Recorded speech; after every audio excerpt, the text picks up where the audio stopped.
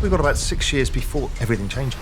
And we thought the money in the bank was safe. We thought our house was safe, but none of that's true. And the moment you put your money and your savings in the bank, you don't own anything. And your future self is getting poorer by 11% every year. And that's a problem for financial security and wealth creation. But I know where the opportunities lie and I've got answers. So could you explain it to me through the context of this? Okay, so Raoul Pal is one of the most influential voices in the ever-changing world of modern finance. Unpacking the secrets of crypto and how to build wealth in an uncertain future. people know their future is they can't afford to buy a house. They have less savings, debts from university. People in their 30s, the first generation that won't be as rich as their parents. So what advice would you give to set myself up for wealth in the future? You start investing. But what about the people that no matter how hard they work, they still don't have that excess income to invest? You don't need huge savings. You just need to understand how to look for opportunities. For example, the S&P 500 is not worth your time. Real estate doesn't really make you any money. Those days are gone. Gold actually lost you money, but investing in crypto like Bitcoin gives us stupidly high returns in shorter periods of time, growing at 150% a year, scaling at twice the speed of the internet. So now the guy with $500 can get rich. A couple of questions here then. So I'm now 30 years old-ish. Haven't missed the boat. No. Much of the reason why I think people don't invest in crypto is they've heard stories where people have put too much in and they've lost it all. So what if you're wrong? We're going to talk about how not to f it up. And then how do I invest in crypto? It's really simple. You're going to start somewhere. So do that and you'll make money. This has always blown my mind a little bit.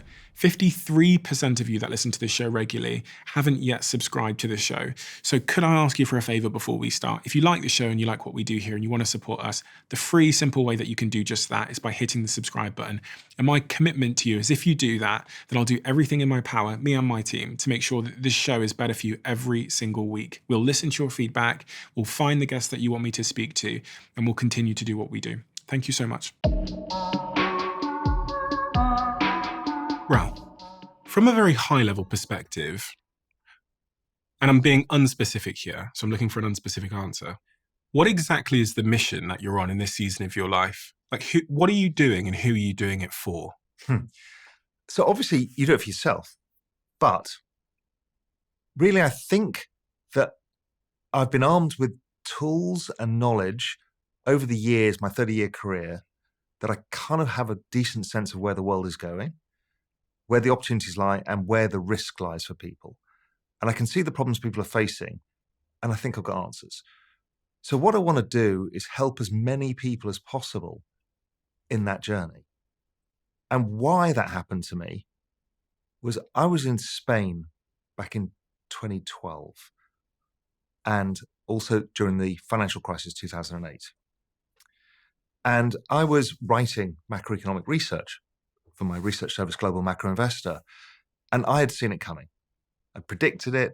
I knew it was coming. I knew the problems. I warned all of my friends. Nobody listened.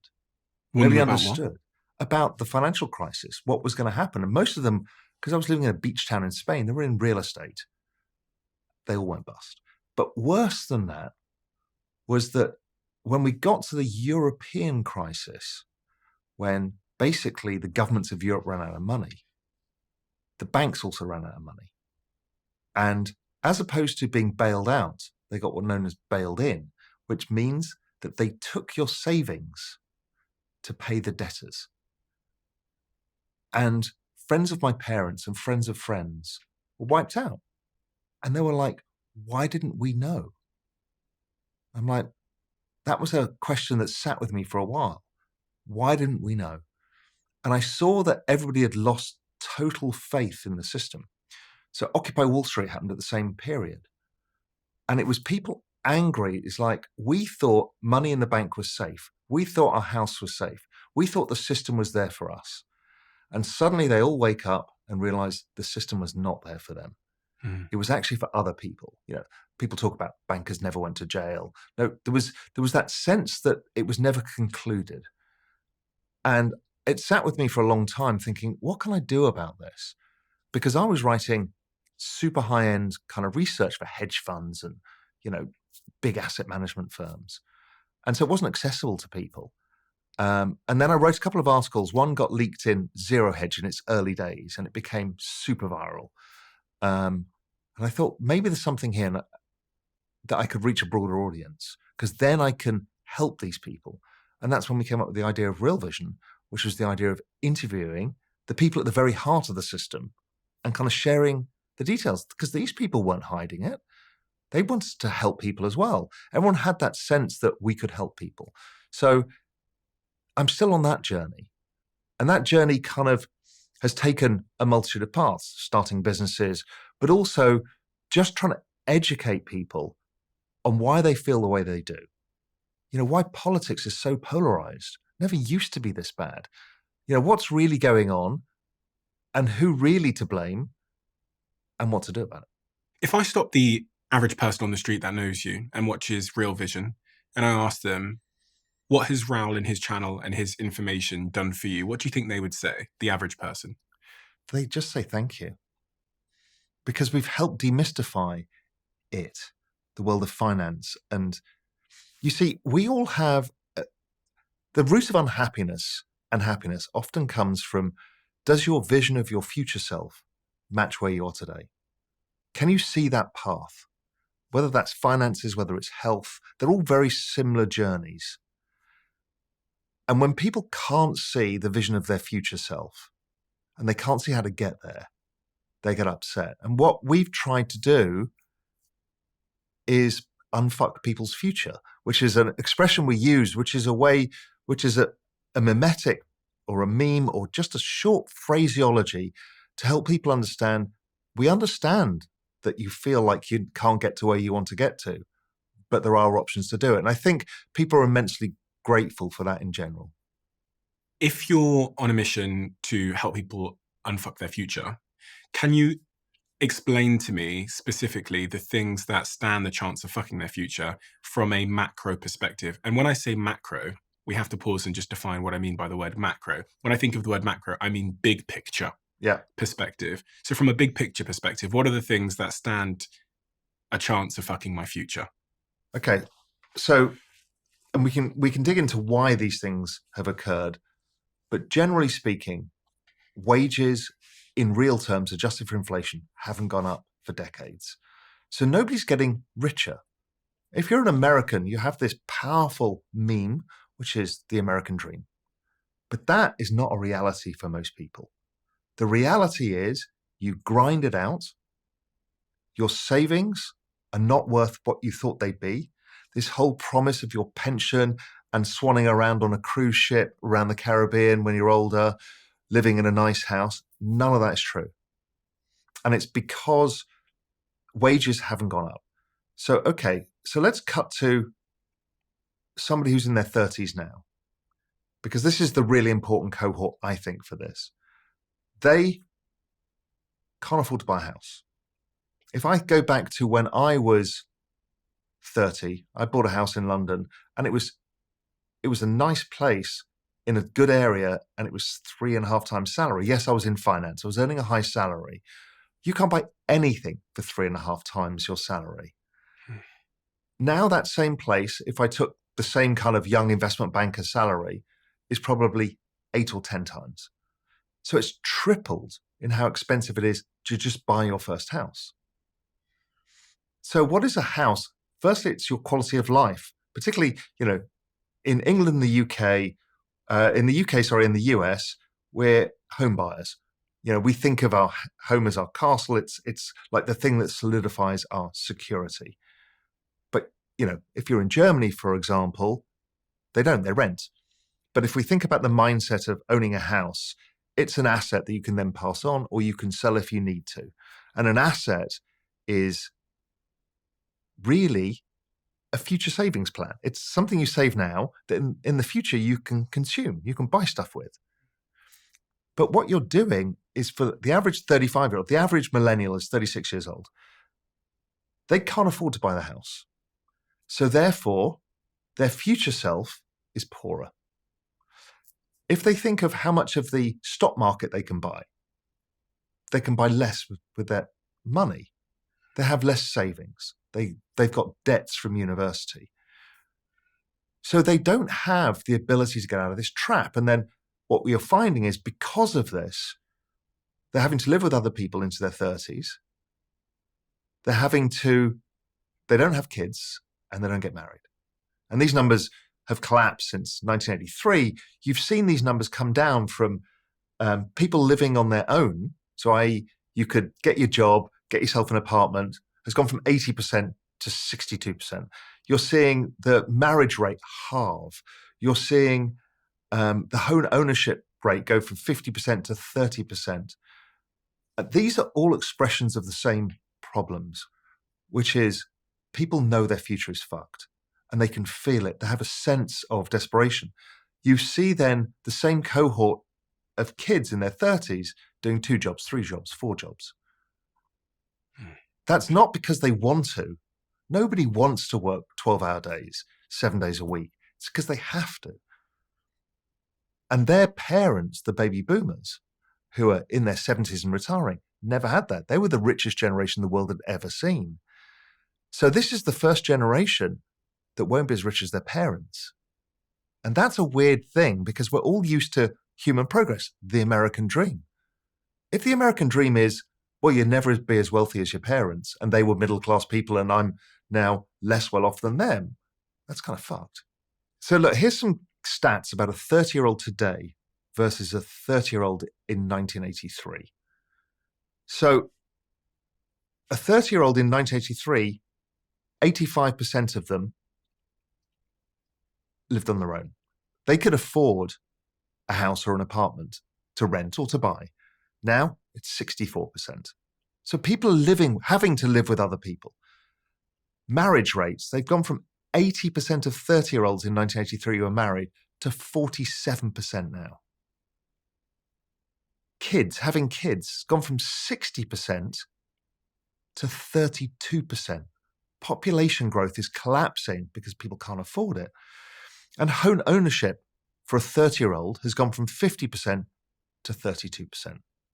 It just shows that dramatic change that's happened over the decades and why each generation has found it more and more difficult to be like their parents. So I am 30 years old-ish. Yeah. I like to hang on to 30 for as long as I can. What advice would you give to someone like me that's my age, or maybe even younger, mid-20s, as to how to play the game over the coming years to make sure that I don't find myself in a position where I'm having to work 2 jobs, I'm poor, I don't have assets, I don't have anything to show for it? Like if you take it right back to being like maybe, let's say a 20-year-old, a 25-year-old, how'd you play the game? And when I think about this, I'm thinking like wealth creation, how to then preserve my wealth. Like what's the game? So the first part of the game is income. Okay. Without income, you don't have the cash to do the other things, to invest or to look for opportunities. So first thing is income. But even that's changing in how we earn incomes these days. It used to be you go and work for a big firm, you get paid, you get the benefit. That's all going and nobody wants to do it. So you kind of end up having to be an entrepreneur, work 2 or 3 different things. The point being, if you're 20s, do all of that. Work day and night. Really? Do as many things, learn as much as you can, fail as often as possible. What about work-life balance in your 20s? Fuck it. Because that's the time to put in the hard work. Your work-life balance actually comes out later. I'm a big believer in, yes, if you're straight out of university, go traveling for a year or 2. That gets rid of the pent-up need, but also gives you a much broader perspective on the world than any other single thing that you can do in your life. After that, you get your head down, and you get your head down probably till your mid-30s. Okay, so when you say get my head down, I'm guessing one of the most important things in that season of your life is knowledge acquisition. Yeah. And then if that's true, then the next question is, what type of knowledge should I be acquiring to set myself up for wealth in the future? Because I could go acquire knowledge of, how to clean a toilet or how to be a gardener. But what is the most high returning knowledge? For me, it is firstly be an expert on something. Okay. And then a generalist on as much as possible. Right? Be that expert because somebody will pay you for that, at least for the time being. And we'll talk about how the world may change in the future. But for the time being, if you're an expert in whatever it may be, whether it's driving a taxi or whether it's a computer scientist, doesn't matter. Be an expert. Compete with yourself day and night to be the best that you can. So at least it's going to give you the chance to earn some money. Okay, so just to drill down on that before we continue to move forward, how does one become an expert? Like, what are how do I have to show up to become an expert? You're an expert on many things. So this to me there's a trick that I learned, and it's called manifesting your own destiny. And what you do is what I've always done my whole life is I envisage myself 5 or 10 years in the future. What do I want to be? And you look around you and say, okay, what are the things that I want to have, that future vision of myself, as opposed to the 30, 40-year path? It's too difficult. Give it 5 years. Where do I want to be in 5 years? Okay, and you look around that future world and you think, okay, well, how would I got here? You know, if I've built a business cleaning windows and I've got 20 people working for me, well, how did I get there? Well, I would have had to have figured out, okay, how do I make this scale? How do I employ people? How do I train them to have the right standards? All of that. You ask yourself your question of what that success looks like, and you kind of deconstruct it and go back and make it happen. So you reverse engineer it back from that 5-year reality. So window cleaner with 20 employees, I need to learn management skills. I need to learn how to clean a window. Accounting. I need to learn probably marketing so that I can spread the message of my business. I probably need to learn potentially like how to speak, like public speaking, because that's sales. So I need to learn sales. And technology, you know, what solvents, detergents are people using? What other ways of doing it more efficiently and faster so I can beat the competitor? Oh, so I might go and work for a big window cleaning company to see how they do it, to try and see the opportunity in what they're not doing. Yeah, or even somebody who manufactures stuff for that sector. It can be anything where you can glean knowledge to give yourself an unfair advantage. Now, on podcasts, it always makes it like easy. Everyone becomes an entrepreneur, and before you know it, everybody's rich. It doesn't work that way. But all I'm trying to do is stack the odds in your favor of getting closer to that image of your future self. And you can reverse engineer it. So I'm now an expert in whatever. I'm 29 and I'm an expert in window cleaning or whatever it might be, and I'm a generalist in many things. You're saying that's going to enable me to start to build wealth in something so that I can go to the next season of my life? Or? So when you become an expert or when you become good at something, if you're careful in your expenditure, you will produce excess income, right? Because people are going to pay you for your expertise. So if you manage yourself carefully in those first few years, that excess cash, you can then choose what to do with it. Now, maybe you want to build the real business that you wanted to build in the first place, the crazy idea you've had. And if you're in your 20s, you can take the risk and blow your savings on that crazy idea because you've actually learned how to build a business already by building the one that you started. Or you start investing. Now, the world of investments was this world of weird financial advisors, and they would tell you some things like, well, you do this, and then you're a 25-year-old. In 45 years' time, you'll get some money. I mean, fuck that. I mean, what am I going to get out of it? When I'm 65 years old, I suddenly get a lump sum that I've spent my whole life saving for. I don't feel it. I've got no emotional attachment to my pension plan. And I've got real world problems to solve. I can't buy a house. I can't get married. I can't have kids. So I need to solve these in a shorter time period than my pension. My pension was suitable for a different generation that just needed enough after they stopped working. So I got to solve that. And the answer is investing. Then most people roll their eyes and go, oh, really? Stocks and bonds? It's boring. Yeah, but the world has changed. The world has changed in many, many ways, but it's offered us opportunities, whether it's investing in technology, investing in crypto, that gives us much higher returns, stupidly higher returns in shorter periods of time. Okay, that's magic. That's magic for young people. It may be too risky for their parents, but if you're young and you can take some risk, okay, here's your chance. So now you can build a business, use some excess savings, put them in investments. Now you're on the path. So let's get on to investing then. But just before we get on to investing, I was playing through the different sort of personas of my audience, and I was thinking that some of them are working really, really, really hard at the moment. They're doing, they might be a cab driver. They could be, doing some sort of manual labor. And it feels to them that no matter how hard they work, they still don't have that excess income to invest. So for those people, and this is a little bit of maybe a contentious question, like, is there something that they're doing wrong as it relates to the game? No, the game is the game. And you have to play the game. So, okay, so maybe you don't have thousands to invest. I've seen many, many people in markets like crypto go from $500 to $500,000. Now, there's a lot of people who don't either, but all I'm saying is the opportunity is there. You don't need to bet your house. You don't need to have huge savings.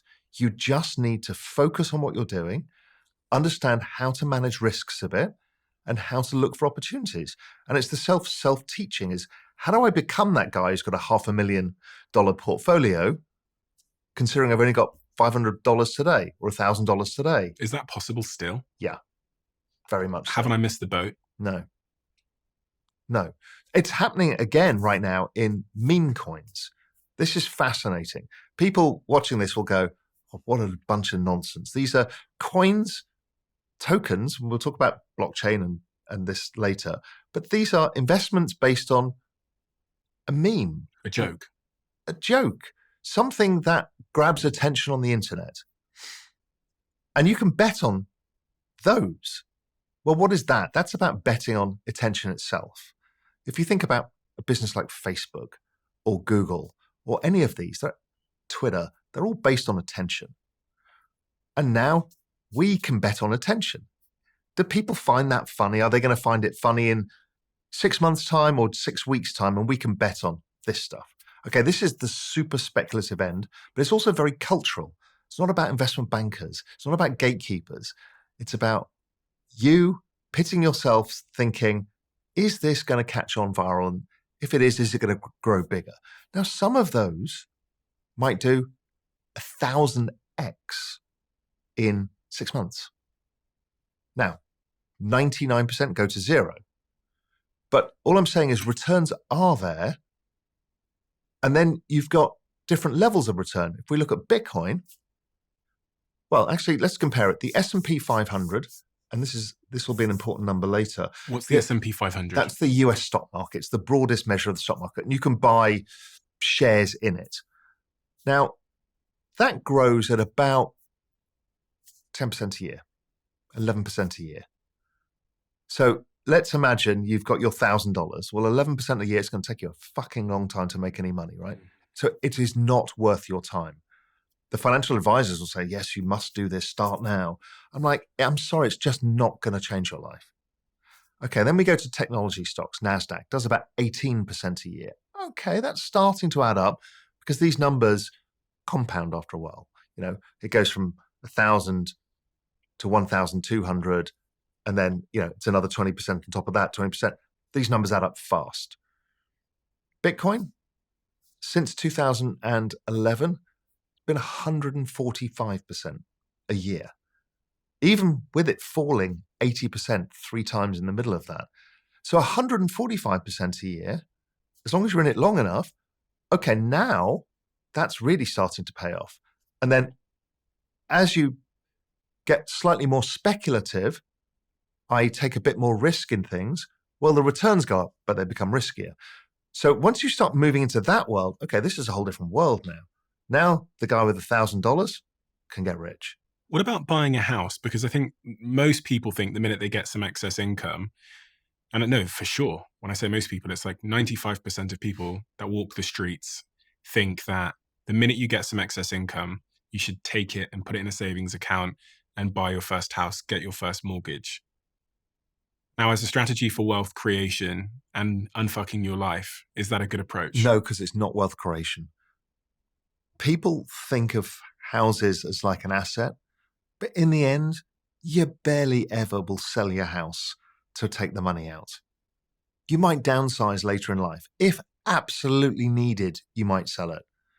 But generally speaking, your house is the lifestyle bank. Now, that is super important. and I think it is the most important trade of all, is the lifestyle bank. So what do you do this all for? You want lifestyle. So do you sacrifice your future self having more money by having a house and having security earlier? I would argue those days are gone. What do you mean? So I could do it because it was 3 times income. Yeah. So a house was not expensive for me. So I could start paying it off a bit sooner, and it became not a big deal. But now your mortgage is likely a huge amount versus your income. You'll spend the rest of your life paying it off. And most of the time you're just paying off the interest. So you're not getting anywhere. You don't own that house. Anything goes wrong, the bank takes it away from you. So you've got to get more control of your life. And that is by having savings that are growing. Then you can make the choice. Let's say that example of the person gone from $1,000 to $500,000. Maybe en route, they say, well, I'm going to take some money off the table and put it in my lifestyle bank, and I'm going to buy a house. That's what I've done my whole career. And I find the lifestyle bank, that's the reward. Because now it's like, okay, nobody can take my house away. So if I'm trying to build wealth, buying a house is not a good idea.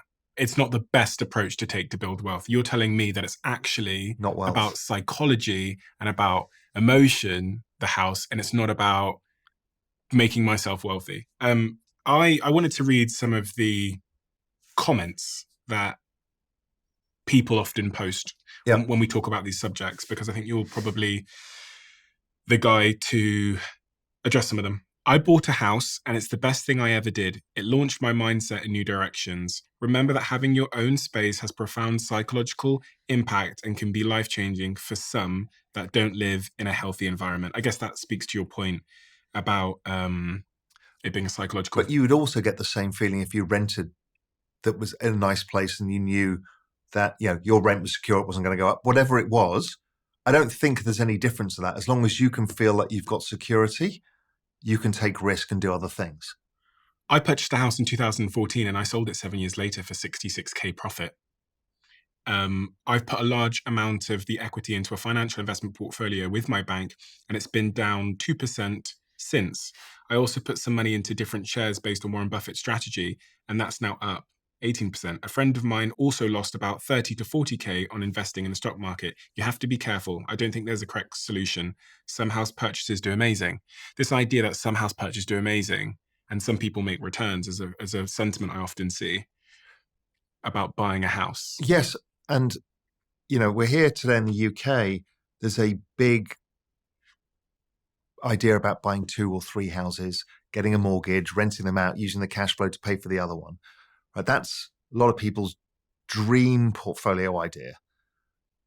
I've rented out houses in the past. Generally, if you're not in a big city like London, it's generally often a terrible business because you've got to repair them. There's a lot goes on. Headache. Tenants. Yeah. It's people think it's easy money. I just do nothing and it all makes money. There is no easy money in this world, and there's risk, right? Because that little pyramid of mortgages are all backed by your income being able to pay the mortgage on the first house. If you lose your job, what happens? Then it becomes problematic because if you're losing your job, maybe the economy's slow and other people are losing their job, and suddenly before you know it, none of these mortgages are getting paid. And guess what? You don't own any of this stuff. Houses are not a safe investment. They feel safe because the price doesn't go up and down every day. It's not on the screen. It's not on CNBC. But they're illiquid, which means they don't often trade, but sometimes something happens in that equation. Either the price goes down or your ability to pay that mortgage goes. And then the whole thing collapses in seconds. And 2008 was that double. Everyone lost their jobs, so they couldn't pay the mortgage, and the house prices collapsed. And so I don't think houses are the panacea. They're not the perfect answer. Yes, they can be. Real estate is a decent opportunity. And we'll talk about debasement and currency and how that all works. And real estate is okay. It's certainly not the best. But yes, if you're rich and you can own these things without mortgages, and you can be the Duke of Westminster and own half of London and just collect rent. You can do that for X generations and be rich forever. I get it. But most of us don't get into that situation. My brother, who has been an investment banker for about 10 years, now works in my company and my fund, he said to me when I was young, when it comes to creating wealth, what you want to do is focus on games that very few people can play, but you have a unique advantage in. Because everyone can buy a house, so you should assume that the returns from doing it aren't going to be amazing. So he was like, go find a game that you have high leverage, you have a unfair advantage. Be the expert in something. Be the expert in something where you, because of your knowledge, your expertise, your experience, your contacts, you can play that game, but very few other people can. And he goes, that's where you'll yield your highest returns. And I always thought about that, just very logically thinking, if everyone can play the game, don't play that game if you're expecting high returns, because the returns are going to be very low. And I'd say the first game everyone plays when they get a bit of income is buy a house. So logically you can go, okay, that's not going to yield me the best returns unless I get lucky. Unless I get exceptionally lucky and I buy some barn in an area and then they build a bloody Whole Foods next door and it becomes the center of the world. Which isn't, again, the probability is still not great. So what do you think of that as a theory? Well, it's the same theory as I said, is be an expert in something and you can find more opportunity. If you're just a generalist, it's really hard because you're competing against average people doing average things, right? If you're just working in an insurance office, I mean, there's thousands of people, plus you're competing with AI. How are you ever going to be something within that? How do you become an expert? Now, you could teach yourself, okay, if I don't mind this industry and I think I know it, maybe I need to learn management skills. Maybe I spend all the time listening to podcasts and learning management. Maybe I can then manifest my destiny. But as you say, doing something other people aren't doing is a superpower. Do you know what's really interesting with that is this idea of becoming an expert, I think is critically important. But then there's this other step I found, which is knowing what market to apply your expertise to yield the greatest return. And the very simple analogy I'll give you is, for the first portion of my career, I became an expert in social media. Now, with that skill set and expertise, you can do a number of things. You can help a fashion company sell more dresses, and that will yield X return, a smaller return. Then in the second portion of my career, I realized that that expertise was highest value and most rare if I applied it to helping public companies tell their story before their IPO. Because the variance and outcome for the public company that I was applying my social media expertise to was billions. So in the second sort of era of my career, I worked with companies that were about to IPO, about to go to the public markets, where their performance could be, their market cap could be 1 billion, or if they were really good at telling their story in a world where retail investors are now so interesting to everyone because of Wall Street bets, their market cap could be 3 billion, then that means they would pay me 7 figures for my skill set. And I often think about it, you think about the stock market. If you put a company on the stock market in London, it's valued at, let's say, 1 million. If you put it on the stock market in America, the same company is valued at 4 million, the same company. And if you think of your skills like that, where are you applying your skills to reap the highest return? Let's go back to the window cleaner who's now decided to build his business and he's got 20 people. Yeah. Okay, so he's now got the hassle of managing all these people. They turn out sick and then this happens and then the customer's unhappy. So maybe the right answer is to create a program to train other people to build their own window cleaning companies. Free yourself from the rat race and build this business. You'll make more money doing that than you will from actually cleaning the windows.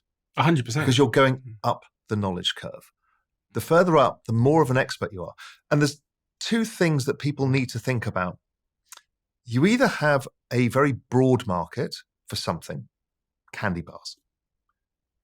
Well, then you've got to sell massive scale and it's really hard. Or you go through an area that has a very specific group of users, buyers, whatever, and particularly ones that have a lot of money. So let's go back to the house idea again, the guy speculating on houses. So there's 2 house speculators. There's the guy or girl who's hustling and renting them out, finding the cheap bargain, doing them up, renting, getting the cash flow, doing that. And then there's the guy who's buying a place for 10 million, making it ultra luxury and selling it to the billionaires and flipping it for 50. the difference in the returns is staggering. Why? Because one group is price insensitive. In fact, the more expensive it is, the more they want it. The other group is trying to compete with everybody else. Mm-hmm. You know, the two-bedroom apartment in the city, right? There's thousands of those being done up and sold and everything else. So to your point earlier, the returns are less. But no, if you're doing super high end, then there is a defined group of buyers, of which you probably know them all personally. You can counter to their tastes, and they have unlimited money. That's the big thing, isn't it? It's like who you're solving the problem for. Because you can clean like Dorothy's windows, lives in a bungalow in Plymouth, or you can clean Google's windows. And therefore you get a bigger contract, you get guaranteed work, you probably get a retainer, you get more windows to clean. It's still one contract, it's still one sell. It's the same skill set. Same skill set. They're going to pay you a lot more. And so I just don't think, I always find that bit missing when we talk about like become an expert, but then like who do you sell to? And your idea of selling to people that are more price insensitive and that aren't gonna, and that less people are trying to sell to. Or they're super defined. Right. Oh, yeah. Like Tom Bilyeu, who we both know. And Tom's a good friend. You know, he made his money because there was a rise in high protein ketogenic foods. And it was difficult to have that snack bar because people still have a sweet tooth, but they can't have sugar. So him and his partners built Quest, which is now everywhere. So what you found is a trend, and this is really, really, really important, is you find a trending market where people are underserved and they'll pay a lot of money because it's health. It's like wealth and health. People pay fortunes in that industry. And so you make a fortune very quickly. Now it's a saturated market, so it's not that easy. But this is the other key thing, is if you've got a clean slate, do one thing. Follow a trend, a secular trend. A secular trend is a long-term trend, something that's happening, right? So everything is being digitized. You rode that trend, right? Social media was new from about 2010. Right now it's a saturated market. And we've got AI coming in, but you rode a secular trend in the hyper-acceleration phase. Yeah. That's why you did well. So you look for a trend that's big, meaningful, and provable, and use your skill set in that. We've seen something in America. I don't know if you just saw the trend. Finally, the obesity numbers tick down. I didn't know that. Yeah, first time in 50 years, obesity starts to fall in the US. Right, this is Ozempic effect. And it's probably some diet effect. My belief is the more people would take Ozempic, the more they also think about diet and understand that something went wrong for them. And my guess is there is going to be huge opportunities in that trend towards healthy eating. The other one is in an increasingly AI-driven online digital world. There's two things that are going to happen. One, the rise of digital communities. You see this in what you do. I see it in what I do. They become more and more important communities online. They're meaningful for people. The other is the entire flip side. I spend 12 hours a day on Zoom calls. What is the most single valuable thing to me? Nature. Nature and experiences. So let's say you're that person that loves the outdoors. Well, start a guiding company because your job is not going to be taken by the robots anytime soon. Sure, you'll have drones with you, so you can take photographs of the guests you're going with or look for animals or whatever you're doing. You'll be leveraging technology, but your job will not be replaced. Okay, what I'm about to say is a mishmash of ideas that came to mind as you were speaking. The first one was, how do I spot a trend? And when I say that, I mean, how does it feel in the moment? Because the trends that you capitalized on and the trends that I capitalized on, they feel a certain way at the time. And here I'm talking about like how disruptive they are, contrarian, what people will say to you. They'll tell you you're an idiot. And then with that as well, you talked about how right now in the world we live in, betting on things like nature is a good idea. And I actually did a post on my LinkedIn about exactly this. I said, my investment fund is backing two things at the moment, AI and automation, and the exact opposite. Because I saw this viral video of people in, I think it was like a cafe in Amsterdam, who come now every week, no phones allowed, they read books and they knit. And this cafe in Amsterdam is like exploding. I'll put the video of these people on the screen for everyone to see.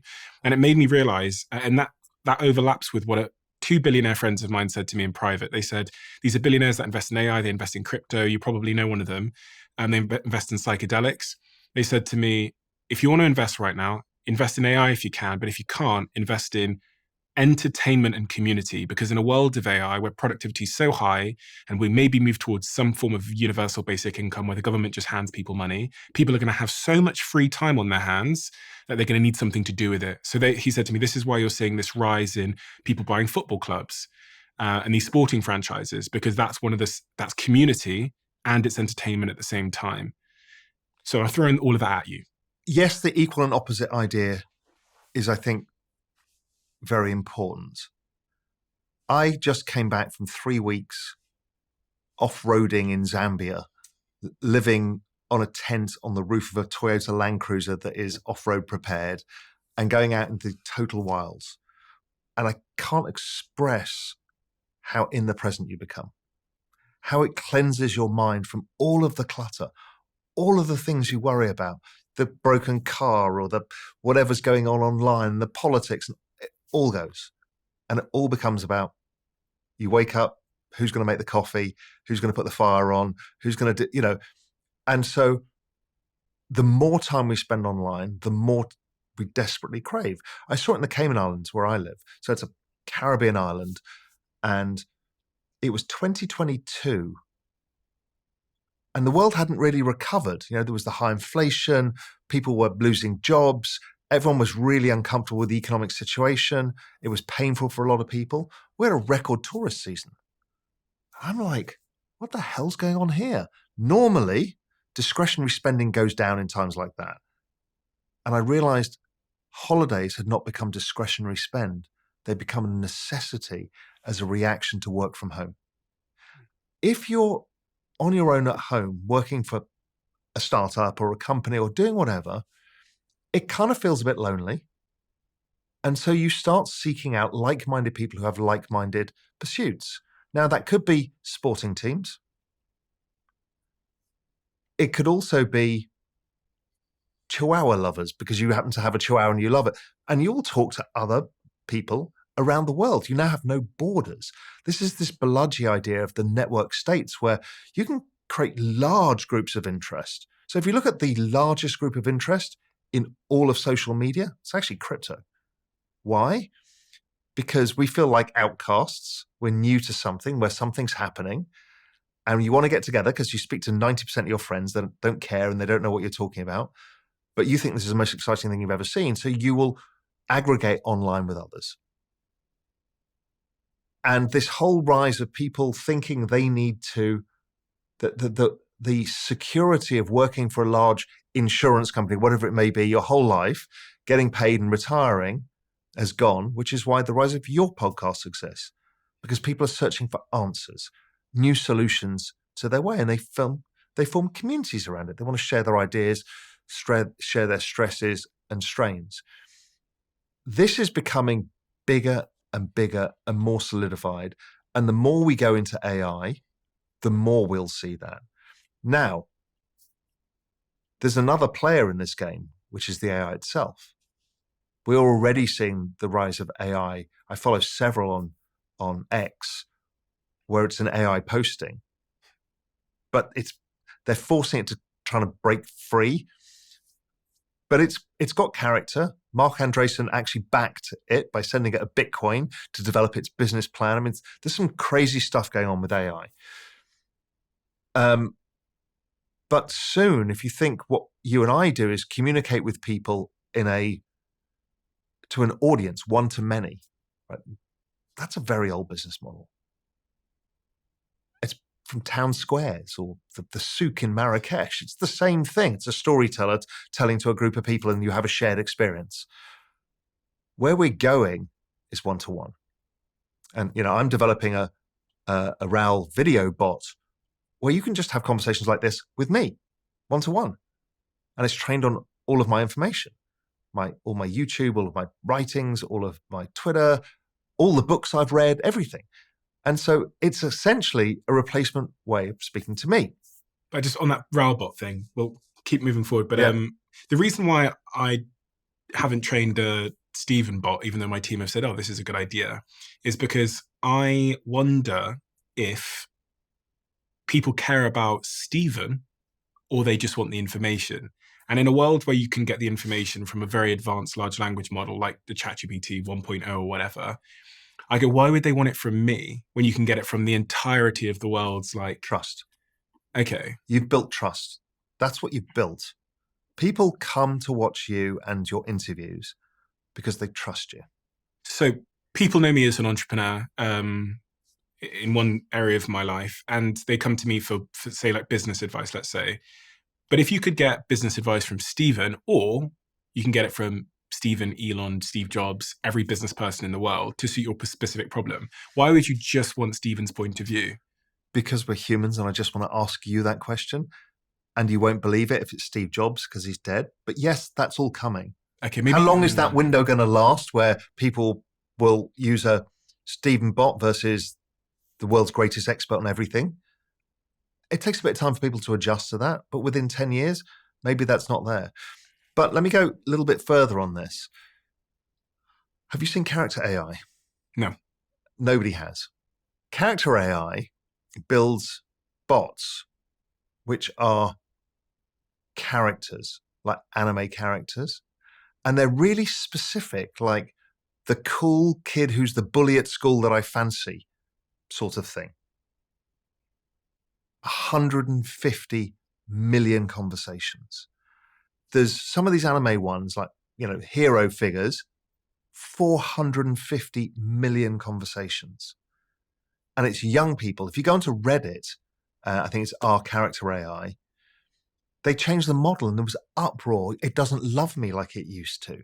People are building personal relationships with these things at scale. This is TikTok happening all over again, but you're too old to see it, and I'm too old to see it.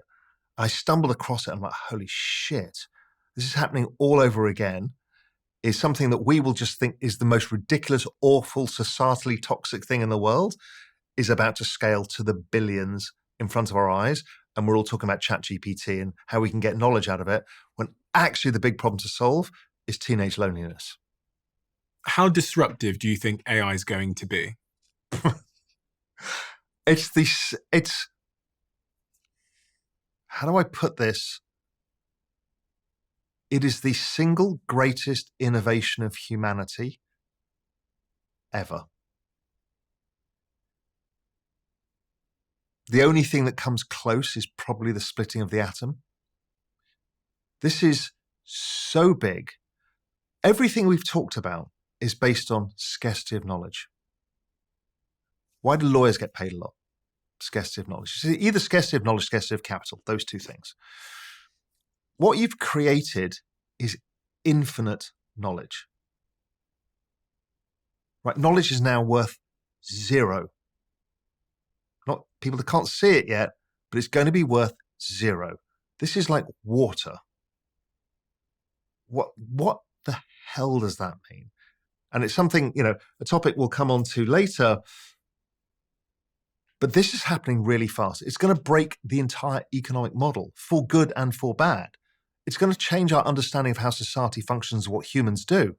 It's going to change our understanding of what humans are and will be. Because you can either have the choice, and society will take the two paths. You either merge with the machines or you reject the machines. We are going towards two different species. One group, like we had for about 100,000 years, I think 50,000 years, we had Neanderthal man and Homo sapien, and one died out. We will have people who will utterly reject this, and we'll have other people who will be embedding Neuralinks into their brains and using every part of this to enhance themselves, wearing the goggles so they get the information. Well, as soon as you embed it into your brains, you've now merged with the machines entirely, and you are now a super creature. And I know this sounds like science fiction, but this is happening faster than anybody can imagine. So to understand the issues we have, even dealing with some of these things, is humans think in a linear fashion. We kind of understand the passage of time, right? That's how we think about things. Every year is the same amount of time that goes forwards. It never accelerates. It may perceive that it accelerates or slows down occasionally, but it's not. It's a constant. The problem is with things that go exponential is they keep doubling every year or tripling every year. And before you know it, every graph looks like this. Go straight up. Just go straight up vertically. Now, the issue is with this technology is it's kind of an exponential squared. It's happening so fast, and the faster AI becomes powerful is the more it's used to create AI, which creates more AI. It solves its own problems. Right? We're not prepared for a super being that solves its own energy problems, compute problems, and how to improve its model at an exponential rate. If you look at the speed of innovation coming out of OpenAI and that whole space, Perplexity, everybody, it's ludicrous. Every 3 months, everything changes, completely changes.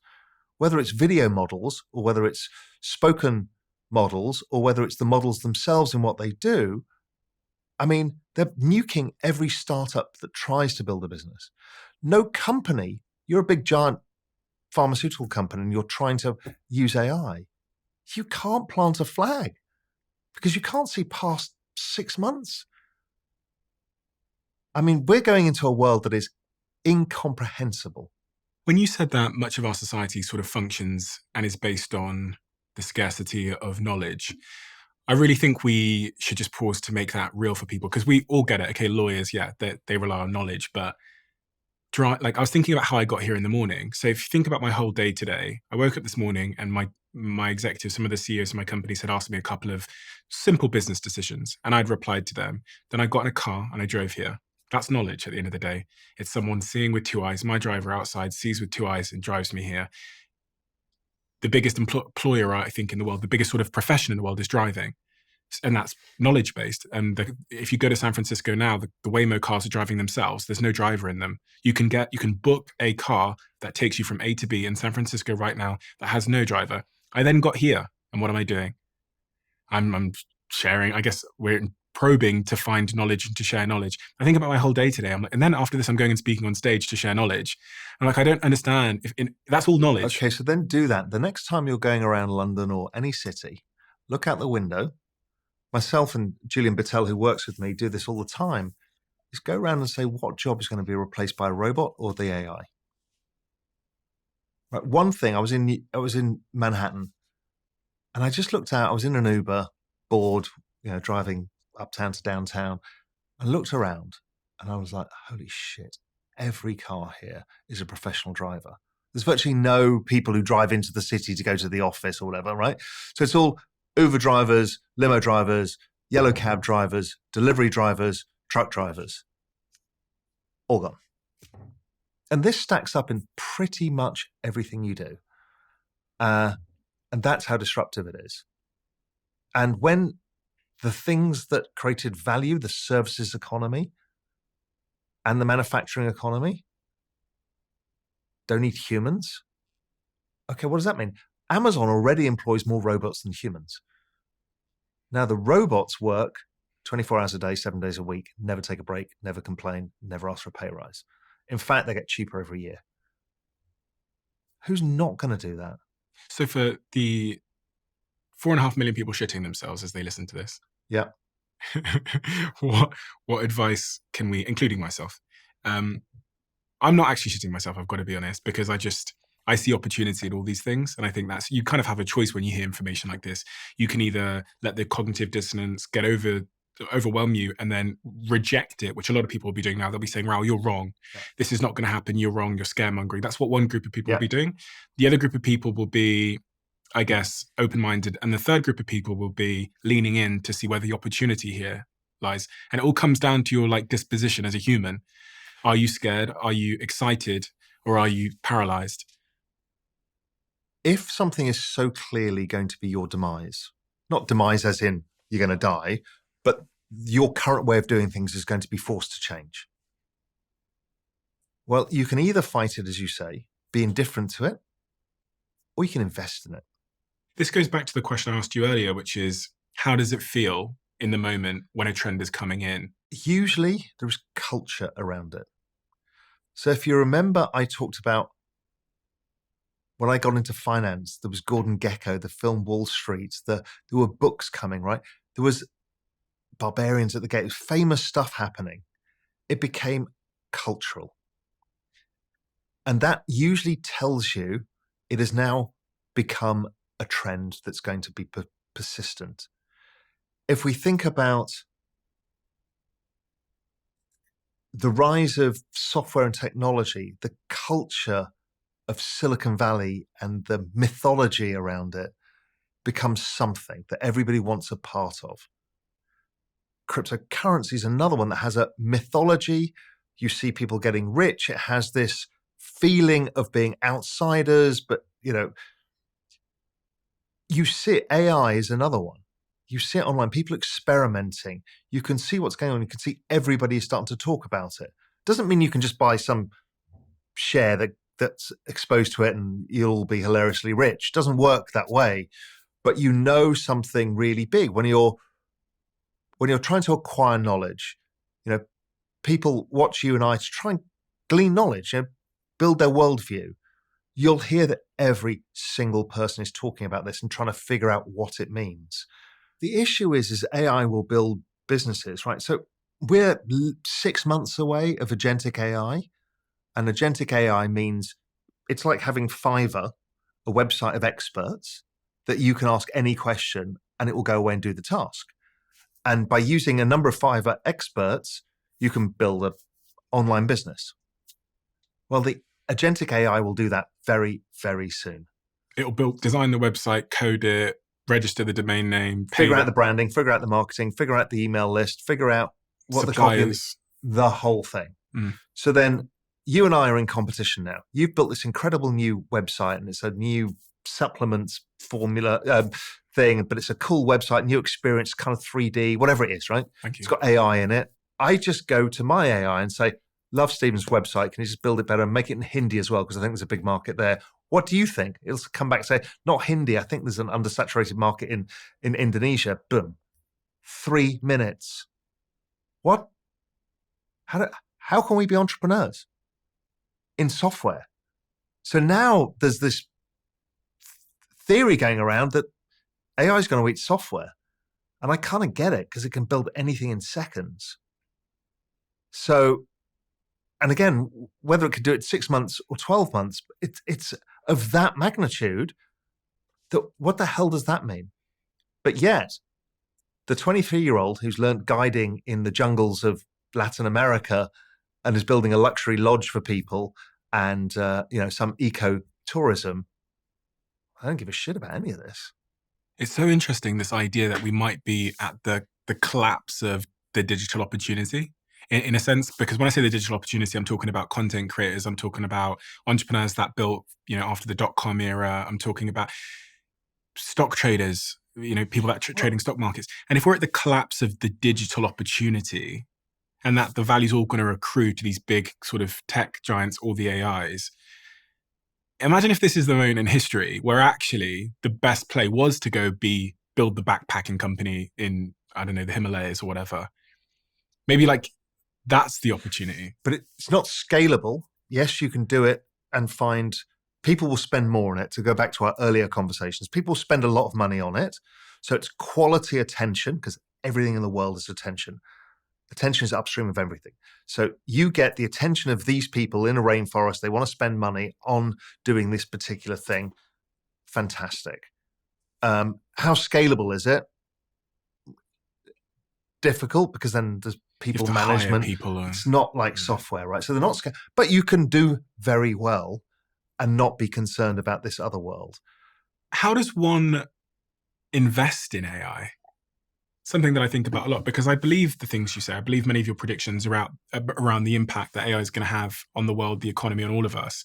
And as someone that's an investor, I want to take part in that. I want to take part in the upside. So I'm wondering, do I just go buy Microsoft stock because they own a bit of ChatGPT? Do I buy Meta stock because they own because they own Lambda? Do I buy Google stock because they have Gemini and their models? So here's the problem in the financial system. The average person watching this has no chance of making the money. They'll make normal returns, not supernormal returns. So Microsoft is whatever it is, $2-3 trillion company. What could it be worth? Who knows? 10 trillion, 15 trillion, doesn't really matter, right? That's a 5x. What, for the most revolutionary technology the world has ever seen, you make 5 times your money? That's not, but somebody else in VC or earlier, in some way, shape, or form, or the entrepreneur will make all of the money. And this is the thing I don't like about the system as it is. It's kind of rigged against the ordinary person. So we're going to have your jobs replaced, you're going to have this societal change, and yet they don't get a chance. So yes, invest in technology. Don't own any other stocks. Own technology. And you will capture some of this. You're investing in your own demise. At least you'll get some high quality returns. But otherwise, the only way I can come up with, again, and we keep referring to it, is crypto. What is crypto? Crypto is just a technology. It's a lot of things to many people. It's just a database that's better than databases in the past. So right now, your database might be in your spreadsheet, and let's say you and I have a bet. You write it down there, and we get a third person to say, yeah, that was the bet they had, and this is what's happened. Okay. That is how databases, that's banks, that's pretty much everything we do in society is in this ledger system, it's called. I've got a suitcase here, which is maybe a good way to kind of explain this. This is a bank.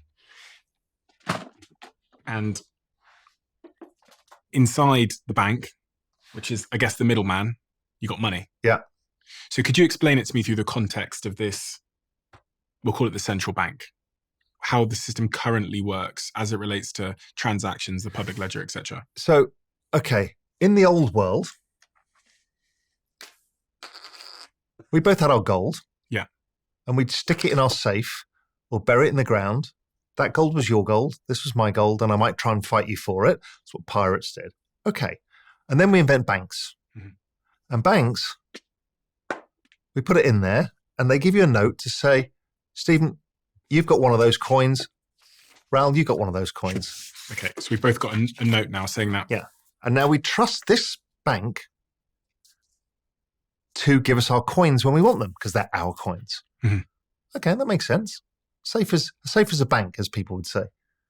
The issue is in this world of smoke and mirrors, what's known as fractional reserve banking, they have taken those coins and given them to somebody else. They've given my coins to someone else? Yeah, they've lent it for money. So now that coin is not in there. But they've been given the money. So usually when you're just, if everybody pulls all the money out, there's not enough money. It's called a bank run. We've seen those recently, but that's a classic thing. So it's not your money because you don't actually own your money. The moment you put it in the bank, what you've become is in fact a debtor to the bank, or a creditor to the bank. So you've lent them money and you get some legal redress that if you've got less than 100,000 euros, pounds, whatever the currency is, generally that's protected by the government, that if the bank goes bust, then you get your money back. But anything beyond that, you don't get anything. But I've got a piece of paper. Yeah, means shit. You don't own anything. Now, it's so big as a problem that so that was 2012 European crisis, exactly this. People didn't own their money. That person walked off with it, asked the bank for it, the bank didn't have it, nobody's got any money, where it's all gone. That's the same Ponzi scheme we talked about when you buy a house and use the cash flow to buy another house, right? If somebody takes away what's known as the collateral, suddenly it's all gone. But the issue was actually bigger because 2008 proved another thing, is that nobody owns anything. So the whole system itself is leveraged. So, for example, back in that time, the average US government bond, which is the safest thing in the world, was leveraged up to 30 times. What does that mean? That means 30 people thought that that was theirs. Oh, so I say that this is the bank in front of us, the suitcase, and it had one coin in it. When we put that one coin in, it created 30 more coins and gave out 30 pieces of paper. Yeah. So there was actually only one coin in the bank, Yeah. but they made 30 pieces of paper. And that's all well and good if the collateral, the thing that it's secured on, the coin. maintains value. Okay. Or isn't pulled by one person. If you were the lender and you're original lender and you get it out and something happens, then all of these 29 other people are like, I want my coin back. And they're like, it doesn't exist. It doesn't exist. So we just made it, we just created the coin. Correct. We just gave you a piece of paper, but there was no coin backing it. Yeah, and the issue is, so that's one issue with the banking. The other issue is pretty much everything we do is created on this. It's called a ledger system.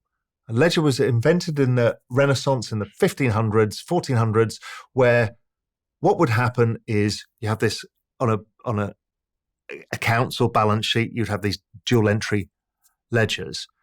And what it's basically saying is, I agree with you, and often we'd have a third party agreeing it. Okay. Issue is that's known as the Byzantine generals problem.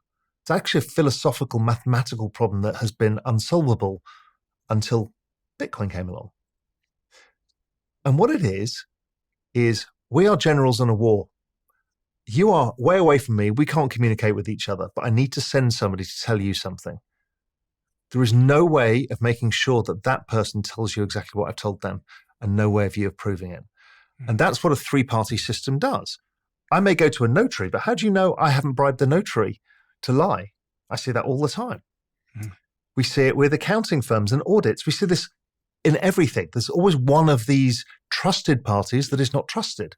The bank, classical trusted counterparty that suddenly may not be trusted. We saw it with Silicon Valley Bank recently in the US. Mm-hmm. So what blockchain did really cleverly was said, okay, well, the way of solving this is to get thousands, tens of thousands, hundreds of thousands, millions of people to confirm it. Okay, so let's throw away the bank. Take my paper back because that's worth 0. If you pick up this chain here on the floor, Yeah. this is our hypothetical blockchain. Yeah. Now, explain to me the difference between the bank we just saw and this blockchain. So this blockchain, this, let's say, is a Bitcoin. Mm-hmm. This slot on the blockchain is confirmed by every other part of the blockchain, which is all the computers that solve this mathematical problem. We don't need to worry about that. But what it is tens of thousands of people reporting on all of the activity. So if I transfer this ownership to you, yeah, it will know that you are the owner. You can either hold it yourself, like the gold coin, mm-hmm. as a bearer asset, or you can ask somebody to custody it for you, but still your name. So if I want to send you a Bitcoin, how are tens of thousands of people or hundreds of thousands of people confirming that transaction is legitimate without a middleman checking? So they're essentially taking a snapshot of the blockchain, and they all have to agree. And they're not it's called a consensus mechanism. They're not actually at their computer saying, yes, I agree. Well, the computers agree. Okay, so the computers are checking. Yeah, or the blockchain itself will say, well, that doesn't agree with all the others, and it gets rejected, and that whole block will get rejected until resolved. Like, there's a problem here. And that's called consensus. So what you're doing is a multi-party consensus that this is truth. Mm-hmm. So now what you've created is what a friend of mine calls the security truth machine. So at first, we all know it for Bitcoin. I can own a Bitcoin. It's proven that I own the Bitcoin. I don't need anybody to tell me that I own the Bitcoin because it's publicly acknowledgeable and verifiable on the blockchain. It's immutable, which means can't be broken. Mm-hmm. Okay. But this is where it gets really interesting, is we've suddenly found that after the invention of the smart contract, so right now, let's say we're 2000 and... There's a contract in here. Yes. It says, I've sent 1 Bitcoin to Raoul. Okay. So this is the world pre-Ethereum. Okay. The world post-Ethereum would say, I'm going to send Raoul 1 Bitcoin if the sun shines 13 days in a row in London and something else happens, whatever it is. And it will automatically settle, verified, on the chain. Because there's 10,000 computers. And there's code in that to make the settlement. Okay. Okay. So, all well and good. Nobody really knows what that means yet. What it means is that everything we do as humans is actually contracts. Me turning up here today, a contract. Literally everything we do is a contract. Every ticket you buy, every purchase you make, everything is a contract. It's how society functions. Money's a contract, isn't it? Money's a contract. Government's a contract. Religion's a contract. Everything is a contract. It's how we create a social construct and social order. Now, what we can start doing is using this very powerful chain and putting other stuff on it. The first random thing that came on it was actually art, because it's valuable, called NFTs, non-fungible tokens. They're single pieces of art that were stored there, and we can have ownership. But that's really experimentation. Really, your Taylor Swift concert tickets can be on chain. Why would you do that? Because now this has solved another big thing that didn't exist. We talked about before, in a digital world, everything goes to zero in value. So Raoul, what's the point of this? This is just like cloud storage, just goes to zero in cost. No, because what we've created is digital scarcity. You can only create a certain amount. We can make that one asset be that one asset. Mm. And so therefore, it can't be replicated at all. So now in this digital world where every day is more digital than the next, we've created scarcity. And scarcity is what gives value. It's what humans assign value to. And that means that Scarcity of knowledge means that knowledge was valuable. Lawyers, because not that many people come out of law school. And then now with AI, not valuable. So to make sure I and everyone listening understands what the blockchain is, it's this public, can think of it as this database in the sky. And the database in the sky is checked by everybody who has their computer on and is interacting with the database in the sky. So you no longer need a government or a bank checking the transactions and the contracts in the database in the sky, because now all of our computers that are on interacting with it are in the background checking that if I send you 1 Bitcoin, if I do something on this database in the sky, it is in accordance with the history of the database, and it is in line with that database. Yeah. And to make it less complicated, it just makes it a source of truth. Okay. In a world where we don't even know who is who online, who owes each other what, any of these things, we now have a source of truth that everybody can agree on. And everyone can see. And everybody can see. And you don't need to trust anybody. And so that as a technology solves many things, problems that we don't even know we've got because they're so part of how we exist. So the technology is not about money. The technology is about truth and exchanging value and creating value in a digital age. Now, what is interesting and powerful about this technology is we've seen technologies similar before, the internet. We've seen broadband. We've seen these big global infrastructure things. Most of those, the internet was a public service good. Broadband was all built private sector. We didn't get to make money out of these things, really. Amazon made the money, or whoever it was building the broadband. They all went bust as well. What we've got here is this very clever thing that everybody in this blockchain gets rewarded for the role that they play. In maintaining the blockchain. In maintaining the blockchain. And because these things are scarce, and let's say Bitcoin being the most classic example, there's only 21 million that will ever exist. You've created this scarce asset that is a reward system. So the people who mine the Bitcoin, they use the electricity to solve the algorithm to get the Bitcoins to make sure there's only 21 million. Well, they get rewarded. The people who verify the chain get rewarded. And then we can buy the asset, which is actually us investing in the future use cases of this thing. Are people going to use it for storing wealth or building stuff?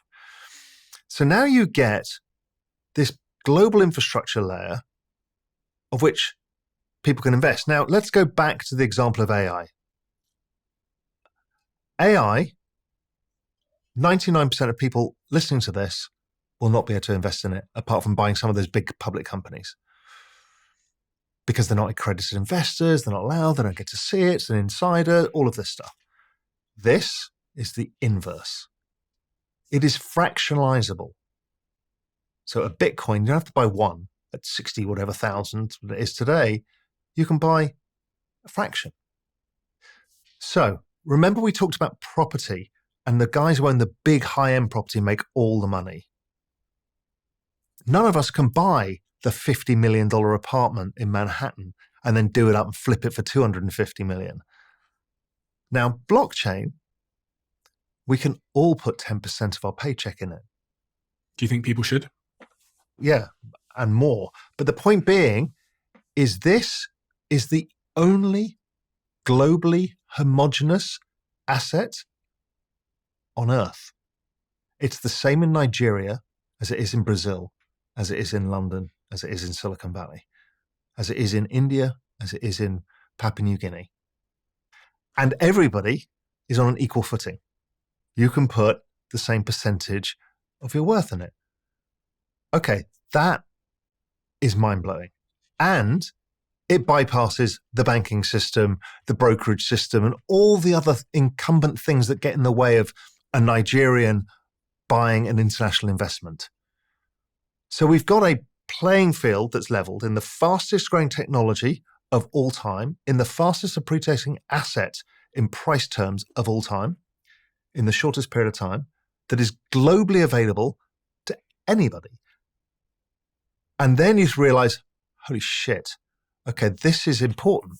Now, why that's important is because having more investors in it means the asset becomes more valuable, which means you're more likely to secure it. People want to join the network to earn some of these tokens to secure it. The more use cases get built upon it because people are making money, and it bootstraps it. It's behavioral economics. It's an incentive-based system to bootstrap the most ridiculous startup idea of all time, which is I'm going to entirely disrupt money and create a new internet. I mean, that's laughably stupid, and that's what's happening. I run a company called Third Web, which is a Web3 infrastructure business. We've raised quite a lot of money for the company, about $30 million now, and we have a big team. And it's interesting for me to observe the use cases because people come to Third Web to build on the blockchain. And one of the really interesting use cases we've seen over the last, I'd say 12 months, that's really exploded is gaming. People building Web3 blockchain-based games. Because if you think about games like FIFA, which is a huge game, obviously in the UK, where we're big soccer fans, or other games like, RuneScape back in the day, where you have assets in the game. In FIFA, you have a Messi card. In RuneScape, you might have a sword. The thing that the blockchain now enables us to do is to take those assets from the game and actually trade them outside the game. So I can, if the sword was on the Ethereum blockchain, even though I'm not inside the game, I can trade that sword on the Ethereum blockchain. And so one of the most exceptional use cases we've seen at Third Web is people building AI games. People building Web3 games, because these assets are now valuable. It's great for the game developer. They've now got this brand new economy for their company. And it's great for the people that own those assets in the game, because those assets are now more valuable because more people can access them. And I don't think people realize the extent to which this disruption is already taking place. People think of crypto and Web3 and they think of buying coins and hoping the price goes up. But it was interesting. Everyone knows like DocuSign and Adobe like e-sign and those things. And I went on one of their websites, I think it was DocuSign, because I thought surely physical contracts should be on the Ethereum blockchain now. And there was this little paragraph on the DocuSign website which says every time like a contract is signed on DocuSign, we do like there's a hash on the blockchain. So it's like recorded on the blockchain. And I thought people don't even know that the blockchain has now penetrated the world. I've got an asset management company, Exponential Age Asset Management, and we invest in hedge funds that just invest in crypto to capture this trend of going from $2 trillion where it is today in value. I think it's going to 100 trillion in, let's say, 2032, 2034. Okay, that's stupid. That's more wealth than has ever been created in that period of time on Earth by, well, it's twice the amount of value the S&P 500, the entire US stock market, took to build in 100 years. I think we'll do it in 20. So this is staggering, that wealth, which is why we'll talk about why people should be involved and how they should be involved later, because I'm passionate about that. But one of our investors, I was in Switzerland, and she is the head of trading at one of the soft commodity companies. So soft commodities like cocoa, sugar, corn, all of this stuff, agricultural commodities. And I'm like, surely you guys should be thinking about building on blockchain, because there's a lot of letters of credit and stuff that happens, shipments. She goes, are we all the commodity trading houses built on Ethereum in 2020? Mm. She goes, so every shipment we make, the shipping contract, the quality of goods contract, the letters of credit, everything is on chain. So we don't have to trust these others, because commodity industry is full of sharks and you're dealing with countries that are not easy to deal with. She's like, we've got this verifiable source of truth. It's completely revolutionized our industry and nobody knows about it. And if I own Ethereum, if I own an Ethereum token, which I do, by the way, I've been stacking it and refusing to sell, Good. Much to my brother's dismay, who's like, Steve, you're a bit too emotional about this stuff. And I was like, if there's any asset that I own that Well, we're going to talk about how not to fuck it up later. Yeah. That's another thesis. But how do I benefit from the fact that games are now being built on Ethereum? And it's really simple. If we'd have all been given shares in Facebook when it started, we'd have all been hilariously rich. But we didn't. The VCs got it, and then it went to the public market, and then you have to have a brokerage account. You have to be approved, right? What this is happening, you buy an Ethereum token today. If Ethereum ends up becoming bigger and more uses, your token value goes up. It's as simple as that. So you get to participate in an entire technological revolution really simply from your mobile phone. And you don't need anybody to approve it or do anything. Yes, there's regulation stuff, but simple stuff like that, it's pretty straightforward for almost everybody in the world. So therefore, we talked about how do you invest in your disruption and the future of technology. Okay, here's one where you can really do it. And it's easy to do. A couple of questions here then. So you said it's easy to do. Yeah. Let's talk practicalities. How does one do it? I can do it on my phone. I have to call someone. How do I invest in crypto? You just open a crypto account. Yeah. With one of the big crypto providers, Coinbase, Kraken, Crypto.com, who are in Gemini. What about this though? My digital bank is offering me to buy crypto on there. Should I do that? Yes, you can. And you can do it via PayPal. Start somewhere. I'm not going to say no. But you will go down the journey that everybody goes down, which is the easiest on-ramp is the best. Revolut, whatever. I don't care. Just do it. Get a feel for what it's like to own an asset that goes up and down a lot. Particularly down. When it goes down, it makes you feel terrible. And you've got to learn about how to deal with it.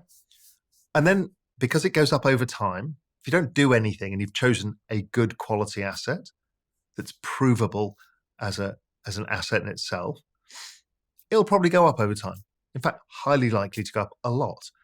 And then you'll start thinking, do you remember Raoul saying that the bank owns the stuff and I don't own it?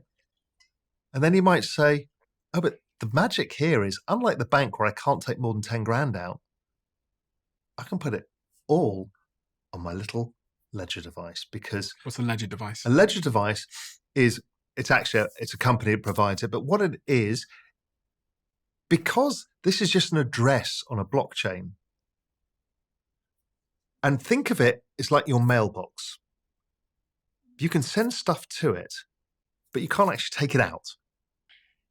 Like your email. Somebody can't read all your emails, but they can send you emails.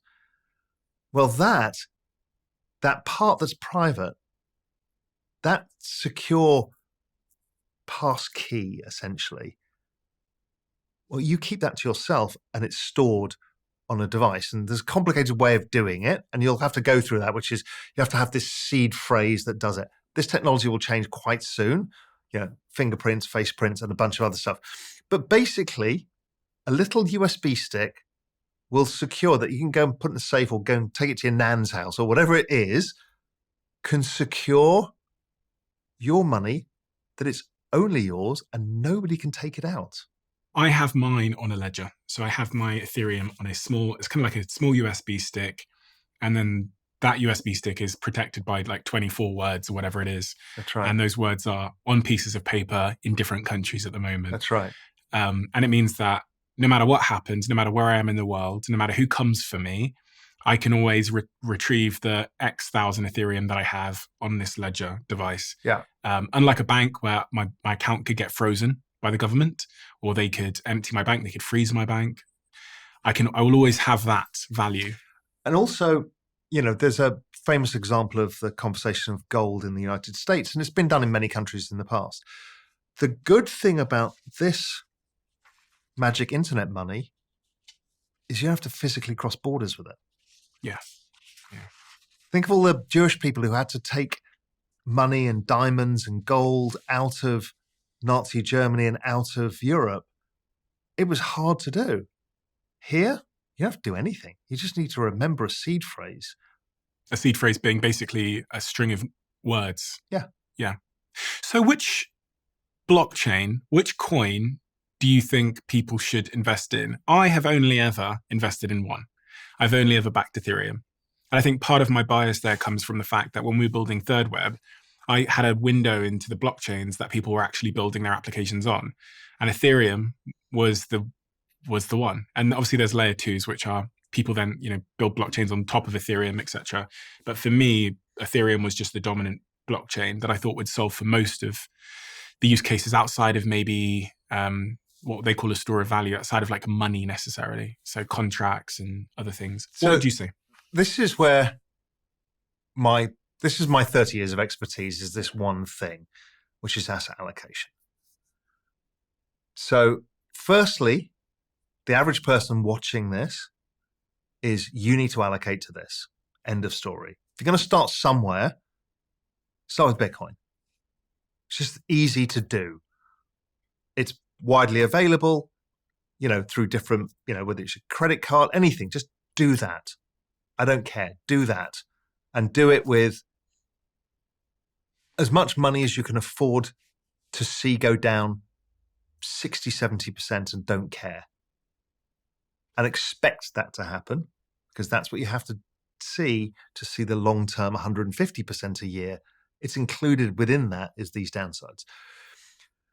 Then I want you to put in some money every month, regardless of price, to build your savings in this exponential asset that goes up a lot.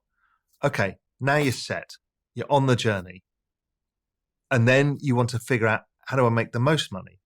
Like you, I had Bitcoin to start with. I switched all of my Bitcoin into ETH in 2020 in Ethereum. And so I just owned that, plus some NFTs and a few other bits and pieces. But generally, it was that. And then in 2022, at the bottom of the bear market, I started to see the price of Solana seeing like it wanted to outperform Ethereum. Now, Solana, much like your thesis, I saw this massive developer community, passionate retail, and a difference in the technology. Because these are all basically distributed companies that sell block space. So you want to look for attractive block space. Bitcoin, it's the secure one. Ethereum, it's like the world computer, and everybody's building on top of it. Solana, faster, cheaper, feels more friendly, efficient. Yeah, it feels more retail. And I saw that, and the speed of which they can do things and the innovation and the developer community meant that I started switching and then switched all of my ETH outside of my NFTs, where I collect a lot of art, into Solana. And I've now been switching part of my Solana into SUI, SUI. And as a disclaimer, I'm actually on the board of the foundation, but it's like the next big chosen one. It's the group that came out of Facebook that built Facebook Libra. So what I'm trying to do is maximize my return. I'm a mercenary around, I'm passionate about this space and what it means, the technology, and how it empowers people, how it can change the third world, how it can change the internet. But I'm also a mercenary for my own capital and for anybody else I can help. Now, it doesn't mean I always get it right. So in your particular circumstance, I would like, look, you'll probably be fine over time, but you're not maximizing your returns. But do you want to take the risk? Do you have the bandwidth to do that? And these are the questions we were talking about with work. It's the same thing. How much do you want to go down the rabbit hole? How much time do you have to invest versus the expected upside? I don't have time. I'm spending all my time doing podcasting, building businesses. And then just do what you're doing. Unless something says that Ethereum usage is falling off a cliff and developers are leaving entire, then don't worry about it, right? You're going to be directionally very right. Will you capture the best returns? No, nor will I. Some other rando will get, by luck, something right. But the average person, so I have this thesis that I've tried to help as many people with, this is from my own learnings and watching everybody else fuck it up, is what happens is you're given this incredible asset class. And at first you do an intelligent thing like own some Bitcoin or some ETH. And then you want to go out the risk curve because you see somebody else making more money. You understand you can. That's okay. And then the bull market really hits, the banana zone period, when things go bananas, prices go vertical. And you will see people online saying, well, I made $1 million today because I bought this meme coin. And you will lose your mind and you will start buying all the stupid shit and you'll go so far out the risk curve. And then when the music stops, the stuff you own will be worth nothing. And the more quality tokens will retain their value. The other thing that people will do in that journey is use leverage. What is leverage? Leverage is when you borrow more money to buy more of the asset. So I now borrow money to buy more Ethereum because I want to outperform you and I want to make more money because I'm really greedy. The 160% a year that Ethereum does as returns since 2015 is not good enough for me. I want to make it 400, 500% a year. It's stupid, right? And what happens is you borrow money to do it. It's leverage. Futures markets, perpetuals. There's a whole bunch of ways of doing this, or even borrowing on your bloody credit card. Whatever way, people will do this. And you really have to know what you're doing. Because the whole game, if this technology is going to last over time, and it's going from 2 trillion to 100 trillion, you have one job, not to lose your tokens. One job. You can do nothing like you're doing, and you will make an extremely good amount of money out of it. Your one job is to not fuck that up. I have a bit of a theory. And this theory is very naive and narrow and based on the smallest sample group in the world. It is, I have 6 friends. I'm one of the 6. So I have 5 friends, 5 of my best friends, and we've all taken different attitudes towards crypto. And my friend who is most heavily involved in crypto has made the least money and is arguably the least rich. Mm-hmm. And it's his life. And I think it's because of what you've described. Whereas my position has always been, I invest in this one coin, I don't sell it, and I just buy more when I can. Over the last 6 years, I don't really pay attention. Frankly, if you asked me to log in to see the last time I checked what it was worth, I couldn't tell you. Couldn't tell you what it was worth. Actually, I'd struggled to log in. It's been so long since I've logged in and looked at it. And I think my returns have outpaced his because of that. Yeah. I think that's right. And so, this is all the conversation we've been having. The secular trend, the opportunity, the skill set, then it's the execution of that thing. Then it's not to fuck it up. And what you've done is not fuck it up. He invested in You've got your Seed phrases elsewhere. So you've got no single point of failure. You've got it stored privately yourself. You have it in a large, one of the top two. There's probably three that are low risk in terms of the chances that the use gets abandoned in the next 5 years. Bitcoin, ETH, and Solana. They're pretty safe. So everyone should knock their socks off. 80% of their portfolio, do that and you'll make money. 90% of portfolio. Don't use leverage. Then we're all humans. Give yourself 10% and do the fuck what you want. Most of the time you'll find out that 10% goes to zero, which is fine. It's a good lesson. You don't care because you've made plenty of money on the rest. But if you are that genius who can find the 1000x meme coin, knock your socks off. Here's why I think that genius ends up, because it's funny, because the friend I'm describing, he's in Dubai. So there's a lot of them out there that, the minute I said Dubai, you understand what I'm talking about. Yeah. They all invested in Luna. They lost their fucking shirt. He was telling me about his boy who he works with, who made, I don't know, tens of millions betting on these meme coins. And then now he tells me that exact same guy is broke and is in a lot of trouble, because the mentality that makes you go in pursuit of these real high risk bets, these like meme coins and stuff, is also the same mentality and mindset that makes you lose the 1000x return, the $10 million you made on the other side. And I think the Psychology of Money book talks about that as well. It, like case studies, Morgan Housel's book, case studies, the guy who like bet against the contrarian that made the billion is also the same contrarian that ends up losing it again in the next cycle. So I feel like I've seen that a lot. The problem with the meme coin thing, it is a casino. Yeah. What is good is there are periods of time where everybody in the casino makes money, right? Which is unlike casinos because there's trends in financial markets. No one's taking it out, so it's paper returns. And then a lot of this stuff goes to zero. We saw that with NFTs last cycle. We've seen it with a whole bunch of tokens, which is where you need to be very careful of latching onto a token and just keeping hold of it, because some of these won't survive. You're lucky you're in ETH and not in something else, EOS, that was around in 2017, right? It's like you're stuck. So you need to be careful. Speculation does work for periods of time. It's better than actually lottery tickets and generally better than the casino, but only for periods of time. And then you will lose everything. Somebody's going to come into that casino and sweep every table, and only 5% of the people are going to be left with money. So just think of it that way. So if you want to have fun, but the people who do it the most are the people who live off adrenaline. Yeah. Right? It's the adrenaline junkies. They're usually terminally online. They probably like to gamble in other ways, sports betting. I'm not really that person. So I don't trade. Yes, I own a few meme coins because I enjoy the fun of the culture and seeing that culture develop, but just keep it simple, stupid. Is this why men are so drawn to this? I was thinking about the gambling statistics, and it's like something like 95 or 98% of gambling addicts are men. And I was thinking, how does this overlap with like their sense of purpose and community? Much a deeper question. I think men feel hugely under pressure to be successful, to provide. There's a societal thing about what a man does and what he should do and how you measure success, that even in sports, it's very competitive to be a man, but it's also somewhat of a lonely pursuit in that respect, because men aren't very good at talking about their feelings and their fears and all the bullshit you bring in your head.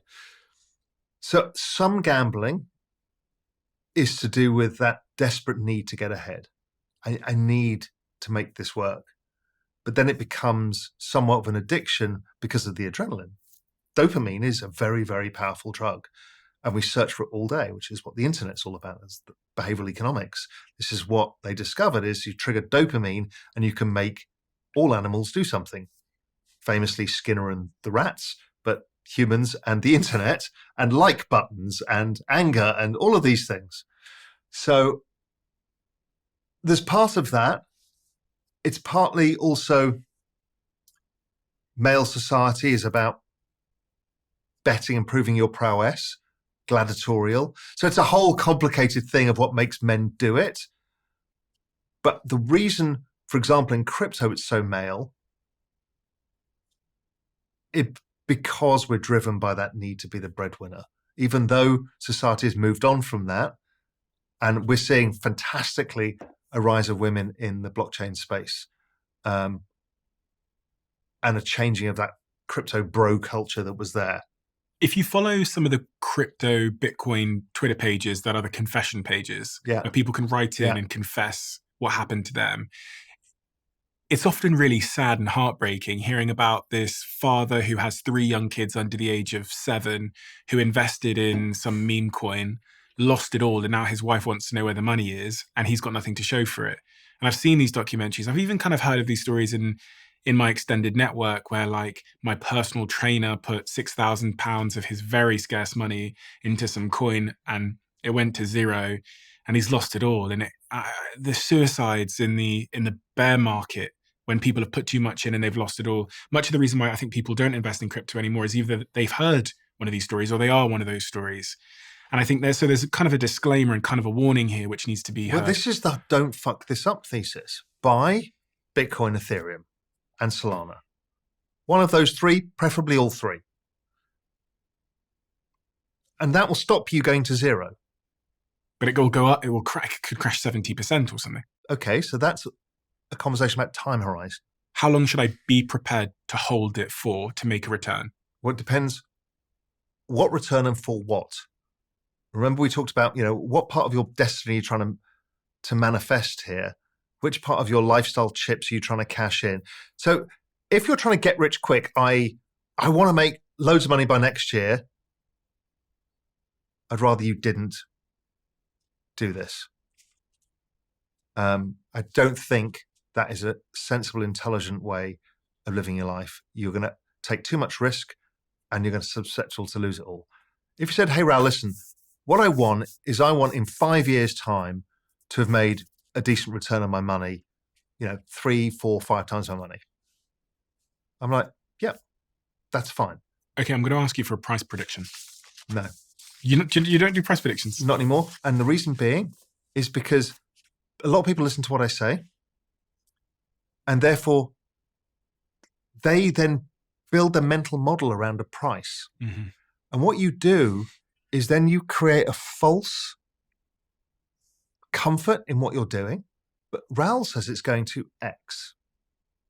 And that stops you doing the work to make yourself test anything. And then you start extrapolating, well, I've put 10 grand in, and if Raoul's right, I'm going to have $1 million. Like the whole thing becomes this emotional journey. Mm. And so I've tried to stop doing it because the best thing I can say to people is, listen, 2032, 2034, that is not long away, 10 years. This asset class is going to go from 2 trillion to 100 trillion, right? That is a huge return.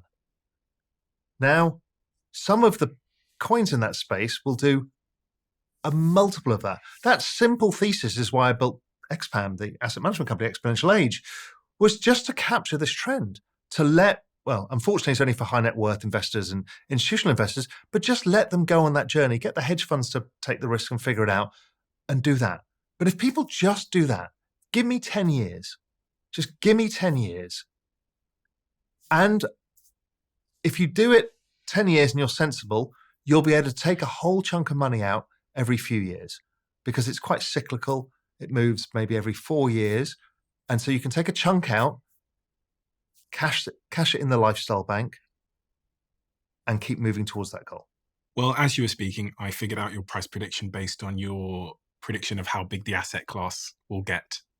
So you gave me enough time to ask AI to do the math for me. And it says if Bitcoin has a 40% market dominance, the market cap of Bitcoin will be roughly 40 trillion. If there are approximately 19 million Bitcoins mined, the price would be around 2.1 million per Bitcoin. At a 50% dominance, the price per Bitcoin would be 2.6 million per Bitcoin. Today, as we sit here, the price of Bitcoin is $62,000.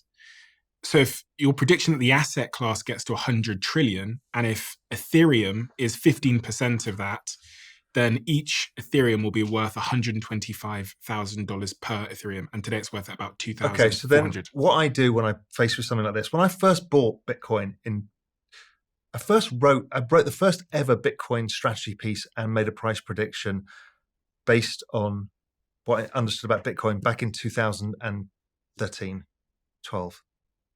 It was the first ever piece written by anybody. And I said, listen, I think it's worth $1 million. And it was trading at $200.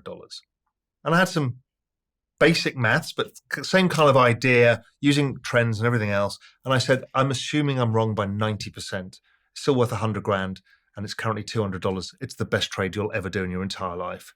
And that proved out to be true. So let's assume that Raoul is a moron and I'm 50% wrong. That's a $50 trillion asset class. You get to $1 million Bitcoin-ish, right? Mm.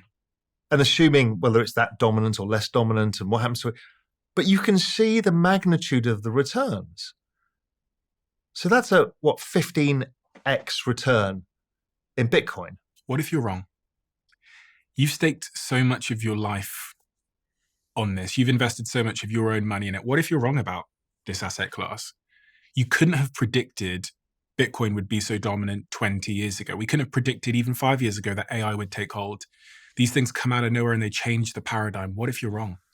I'm an investor, so being wrong is part of the thing. What's hard is via helping so many people at Real Vision and elsewhere, it is a weight I carry on my shoulders because I'm trying to bring as many people across the line and unfuck their future and all of these things. And I asked myself those questions and I go back to the simple thing. There is the graph of the adoption of this. If that's going to stop, we've got an issue. But then how are we going to solve problems of digital identity or contracts in a globalized world or any of these things without this technology? I can't do it, right? It's like a magic technology. The Byzantine generals problem was a real complicated problem that nobody had solved until Bitcoin. Maybe AI creates a better blockchain. Maybe AI creates a better system. Yes, it could do. But how long away is that before we adopt it? It adopts that technology, some quantum, cryptographic, whatever, right? Is there a need for it yet? Why are we disrupting a new industry that's not been disrupted? But yes, no investment comes without risk. Crypto comes with that risk, the risk that governments will try and shut it down, even though they've tried and it's like a cockroach because it's distributed and it's everywhere. Yeah, there's the risk the blockchain you invest in becomes less valuable. There is the cyclicality of this asset that can fall 70%, 80% every 4 years. You have to deal with that. There's the risk that you lose your coins. There's all the risks in the world, and that's why you get paid the return. So there is no certainty in this world. I live in a probabilistic world. But if you can show me the world is going to be less digital than today, and you can show me a better way of dealing with a lot of these structural problems that we have, and you can show me that the community, the groundswell of individuals, don't forget, this is driven by individuals. We front run the institutions. The institutions weren't allowed to invest in it, but we've been able to put our money in before they did. We've created it. If I see any of those factors changing, then I'll worry about it. So you telling me that if I'm earning an income right now, I shouldn't hold these pieces of paper that the central bank, my bank, is giving me? I shouldn't keep cash in my bank account? Everybody has different needs. And I'm not saying don't wear your tin hat and look, everything up to about $100,000 is protected. So you're okay. You're not going to lose your money that way, but you'll lose it another way. And that's the debasement of currency. It's time to take a moment to reflect on our sponsor, Whoop's Sober October Challenge. I know thousands of you got involved in the Sober October Challenge. My inbox has been flooded with messages sharing the changes you've experienced, which is amazing. A big part of why I partner with brands like Whoop is because I believe they offer something of incredible value that I use in my own life, something that's made a transformative impact on my life, and is frankly much of the reason why I quit drinking alcohol. Challenges like these aren't just about getting you to stop drinking forever. They're about getting you the tools to have more agency over your life and to make better informed decisions with all of the information at hand. Hearing that so many of you got involved in this challenge is absolutely incredible. If you didn't take part in the challenge, but you still want to learn more about Whoop, all you've got to do is head to join.whoop.com/CEO and start your free trial today. I have a hunch that you won't regret it.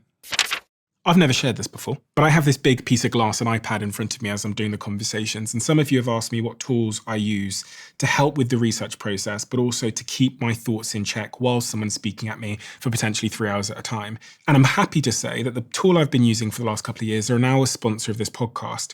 It's an app that combines AI with the ease of handwritten note-taking. It's an app called Good Notes. Essentially, it makes my idea capturing process before the conversation happens organized, but also it allows me to annotate research documents and scribble down notes in real time on anything that's happening in the conversation. But the part I value the most is that all my notes, as I'm taking them, are synced up with my producer Jack's computer, who sits in the corner of the room, which keeps this open dialogue between me and him in real time. If you'd like to explore Good Notes, head to goodnotes.com/DOAC and start your extended 30-day free trial today, or sign up for a yearly subscription of just $9.99. Head to goodnotes.com/DOAC. So what's the debasement of currency? Really simply, we talked about in a digital world, everything goes to zero in value. That is debasement. What it means is too much of something makes it less valuable. I can come out of the desert. I will pay you anything for a bottle of water. Give me 1 million bottles of water. I'll pay you nothing for them. Right? There's too much of it. Now, how you say, well, how can there be too much money? But what happens is the economic system revalues things in this weird world, in this weird way, by debasement. So debasement in the old times was, if we take one of those gold coins, debasement was, that was, let's say, 1 ounce of gold. Then I was the Roman emperor. I would just snip off a little bit of the gold. You wouldn't notice, and you'd still value it, try and pretend it was the 1 ounce. But somebody else would say, no, it's actually worth less. I've taken that slither as the emperor, and I've used it and spent it on sports cars, and you've now got a less valuable coin. And the country has less value. So the money is less valuable. It's called debasement. The more of it that's around in an electronic age where you just press the button and you create money, then what happens is the value of money goes down. So let's say people can understand it simply as, let's say you go on holiday and you go to a country that has a very weak currency. Let's say it used to be Mexico, let's say. You're an American, you went to Mexico. Everything was cheap because the currency kept going down. But for Mexicans, it actually got expensive because the purchasing power of your peso went down and you couldn't buy as much with your peso. What we're doing is, ever since 2008, the whole world, all the big economies in the world, hit 100%, all the governments hit 100% of GDP in debt. So 100% of the economic value of that country was in debt. And that means that just paying the interest on that debt starts to become a burden. So let's say your economy is growing at 2% a year. Let's say your interest rate was 2%. Well, 100% of the economic growth basically goes to pay the interest payments, because somebody needs to generate the money to pay them. But at the time, corporations were over 100% of GDP in debt, and so were households, 2008. Everybody was in a debt orgy. The financial system was just lending everybody. And then it all fell apart. And so what they stopped doing was, really, corporations and households stopped borrowing as much money. They, in fact, restricted money to us. So in these economic times, we've actually been able to borrow less money while house prices have gone up by debasement. I'll show you that in a sec. And the governments have taken on this obligation. So they've been massively growing their debts. And they reset interest rates to zero to kind of give them a chance of paying debts back in 2008. And only recently have they really risen. But they've still got all of these interest payments to pay. For now, the US economy is 380% of GDP in debt. I mean, it's staggering considering the size of this economy. The entire world is 400% of GDP in debt. Right? We've gone so far beyond what is sensible anymore that it's become incredibly fragile. So the management of the payments of the debt and the debt itself is the number one focus of the government and the central banks. Because if it all goes to shit, it all goes to shit. Everyone's going to lose their savings. Every business goes under. Every government goes under. There's no payment of services. The retirees lose everything. It is unfathomable. And I know many people online talk about, we should just let it all go. They have no comprehension of what that will do in a world that's 400% in debt. It's basically a 75% wipeout of every single asset. And all the retirees and all your savings and all your pensions and everything. So the answer is, well, let's just print some more money to pay the bills. That's you taking a credit card to pay off your credit card payments. Now, when you control the money, you can kind of do that because nobody's going to tap you on the shoulder. So what they do is they start printing money. At first, they used to use the balance sheet, which meant that the Federal Reserve or the Bank of England or whoever would buy bonds from the market and kind of basically take them off the market. So it meant there was less debt around in the market. But they've changed the thing. They now have something more pernicious called liquidity. You can't see it. They've got different mechanisms that they put this into the system. And basically everybody, all of the central banks are doing it at the same time, and they're also all in agreement that they have to do it. And this is all driven by the aging demographics and the debt problems that it all caused. And so what we've got is every government having every 4 years or so to print a lot of money. Why 4 years? Because in 2008, they all reset their interest rates to zero. They then went and borrowed money 3 to 5 years out.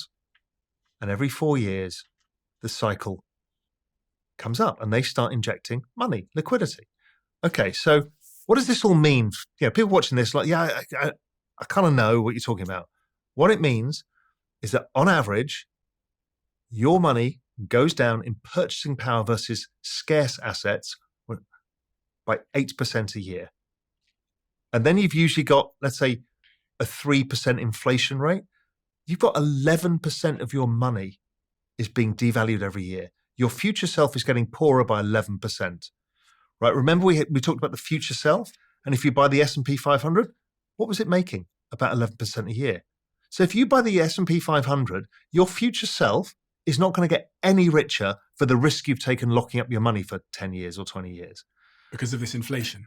Because of this debasement. Debasement. Now, people confuse inflation and debasement. I would call this debasement of currency. And so this is happening at 8% a year, which is why we're all feeling so fucked. It's happening. All these assets keep going up. Real estate keeps going up to offset this. Now, what I did once I realized this, something I call the everything code, is a big thesis around how this all happened and what it all means and what's happening is basically the aging population is driving debt to GDP. It's driving the government debt. And then the liquidity is paying the interest payment. So it's this economic machine that the world has become. It's perfectly cyclical. It's perfectly predictable. It's not going away until we have this technological revolution we talked about.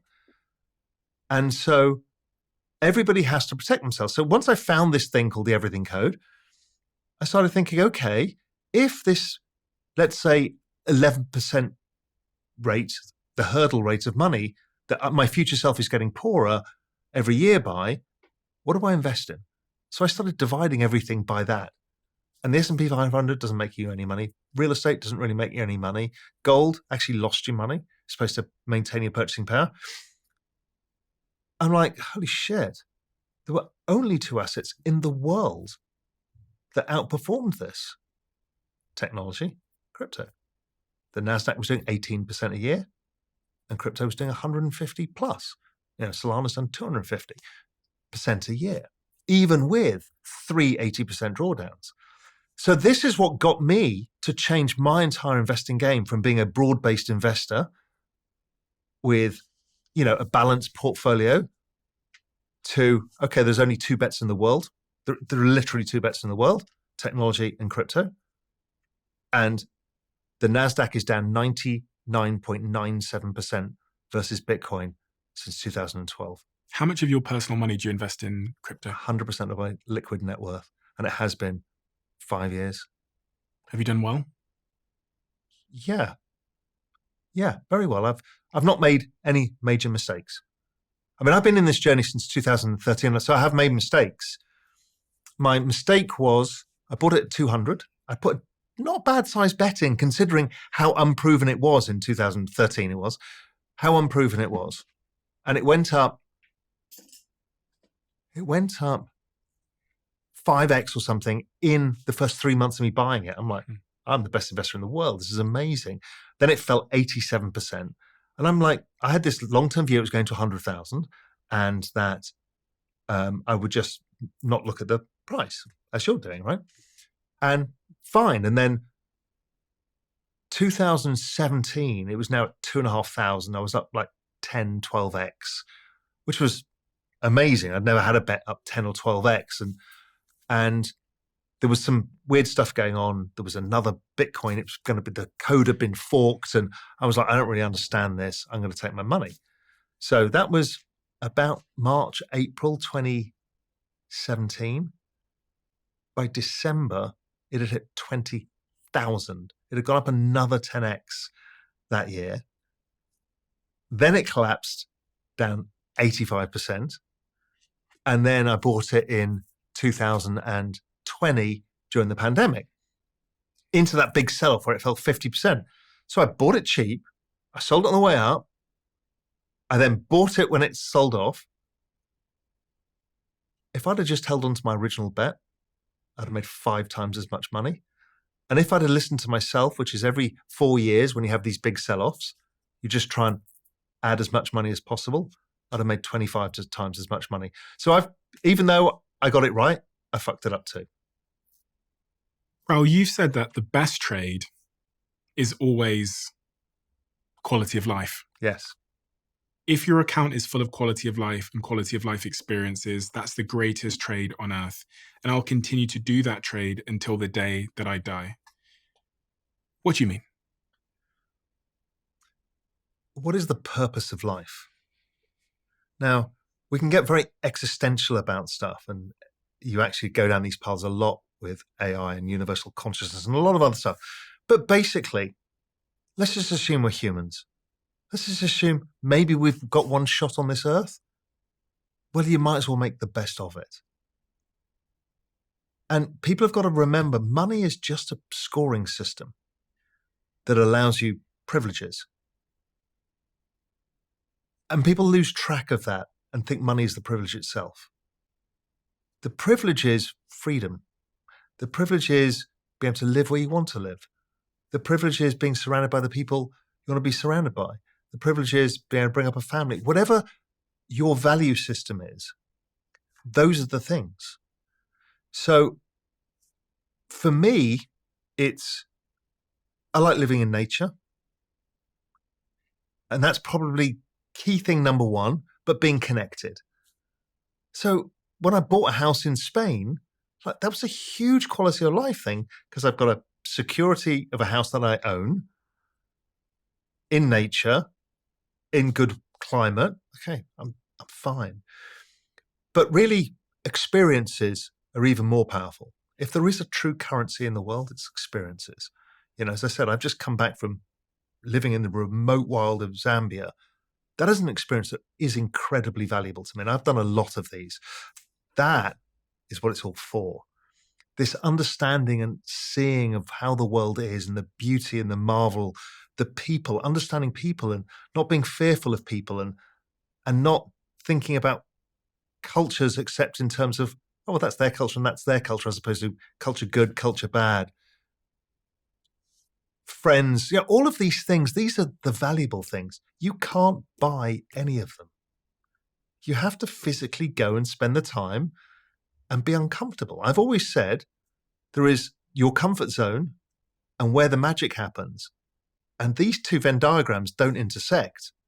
You have to be outside your comfort zone to feel the magic. If not, you're just doing life by numbers. Do I need money to have those experiences? No. So what's the point in me doing all this, Bitcoin investing, focusing and sacrificing my 20s? You need some money. You don't. You can solve for it without. But it's hard if you're living in Ohio or Birmingham or wherever you are, right, to get some of these things. It might be, I want to be warm and dry. I want to, grow my own fruit and vegetables. Whatever it is, doesn't matter, right?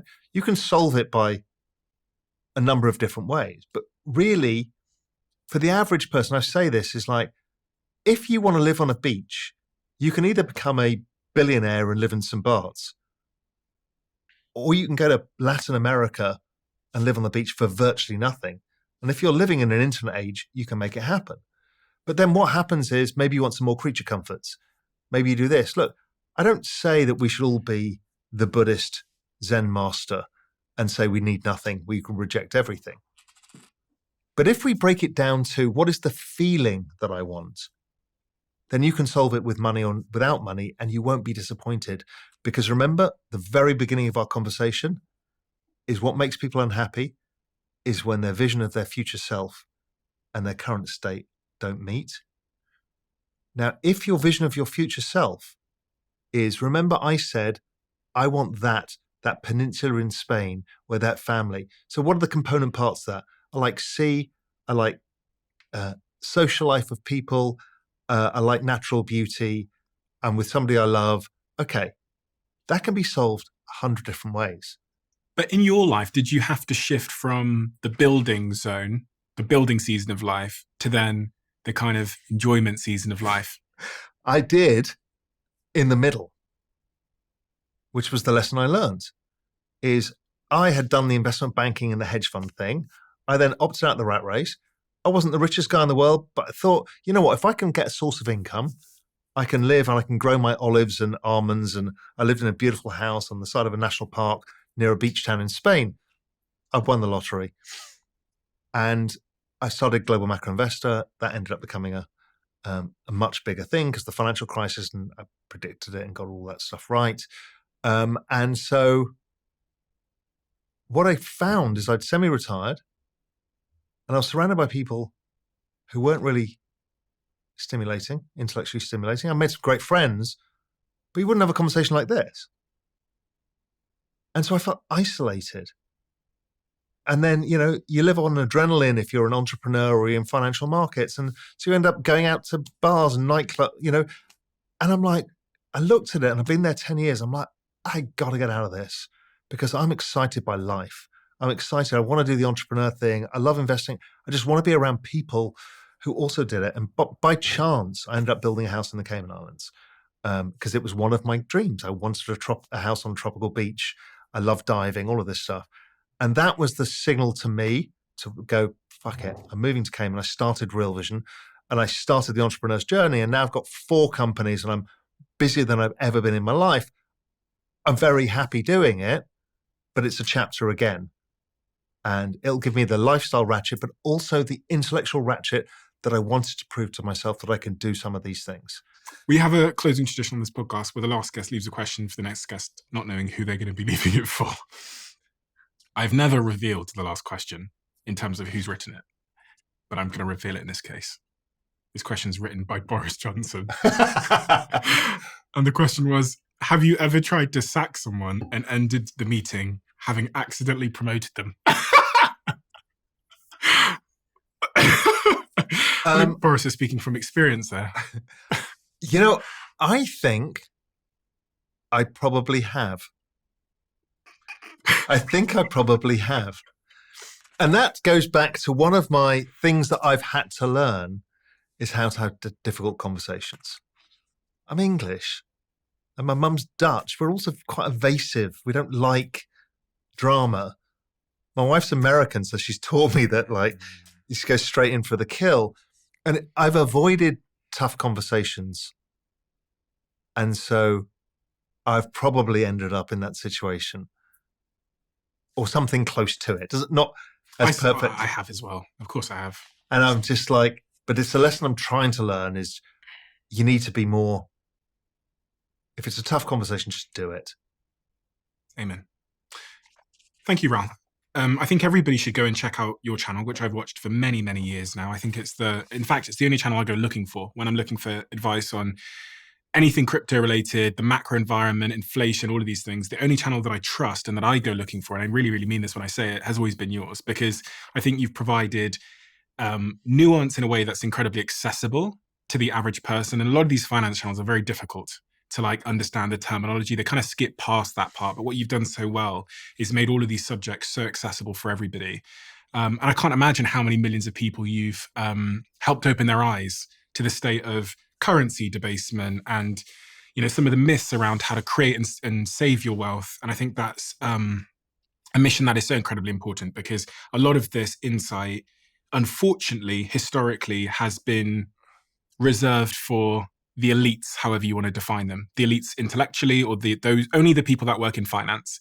And I think what Real Vision has done is blown those doors open. And you've been a champion for me in my life, and an educator for me in my life. So that's why I was very excited to speak to you today. So thank you for what you've taught me. Appreciate that. And also for everybody watching this, look, I'm genuine in trying to help as many people. And so this whole everything code thesis to make people understand it more. We've made a whole special area for you guys in Real Vision. Go to realvision.com/diary. And there is all for you guys watching this. It's the everything code, the document, so you can read it, watch the video. You get a free Real Vision subscription because it's free to join. And honestly, there's so many tools. And if you don't understand something, ask the AI. The bottom right of the screen, there's a little plus button. You ask the AI, the Real Vision bot, it'll explain it to you. Everything you need is there. It's free. There's no reason not to unfuck your own future. I'll link that below so everyone's got it. That's realvision.com/diary. There'll be a link below in the description, wherever you're listening to this. Thank you. Thank you. I really enjoyed it. Thank you for your time. Every single time you eat, you have an opportunity to improve your health. That's why I love Zoe, because it helps me to make the smartest food choices for my body.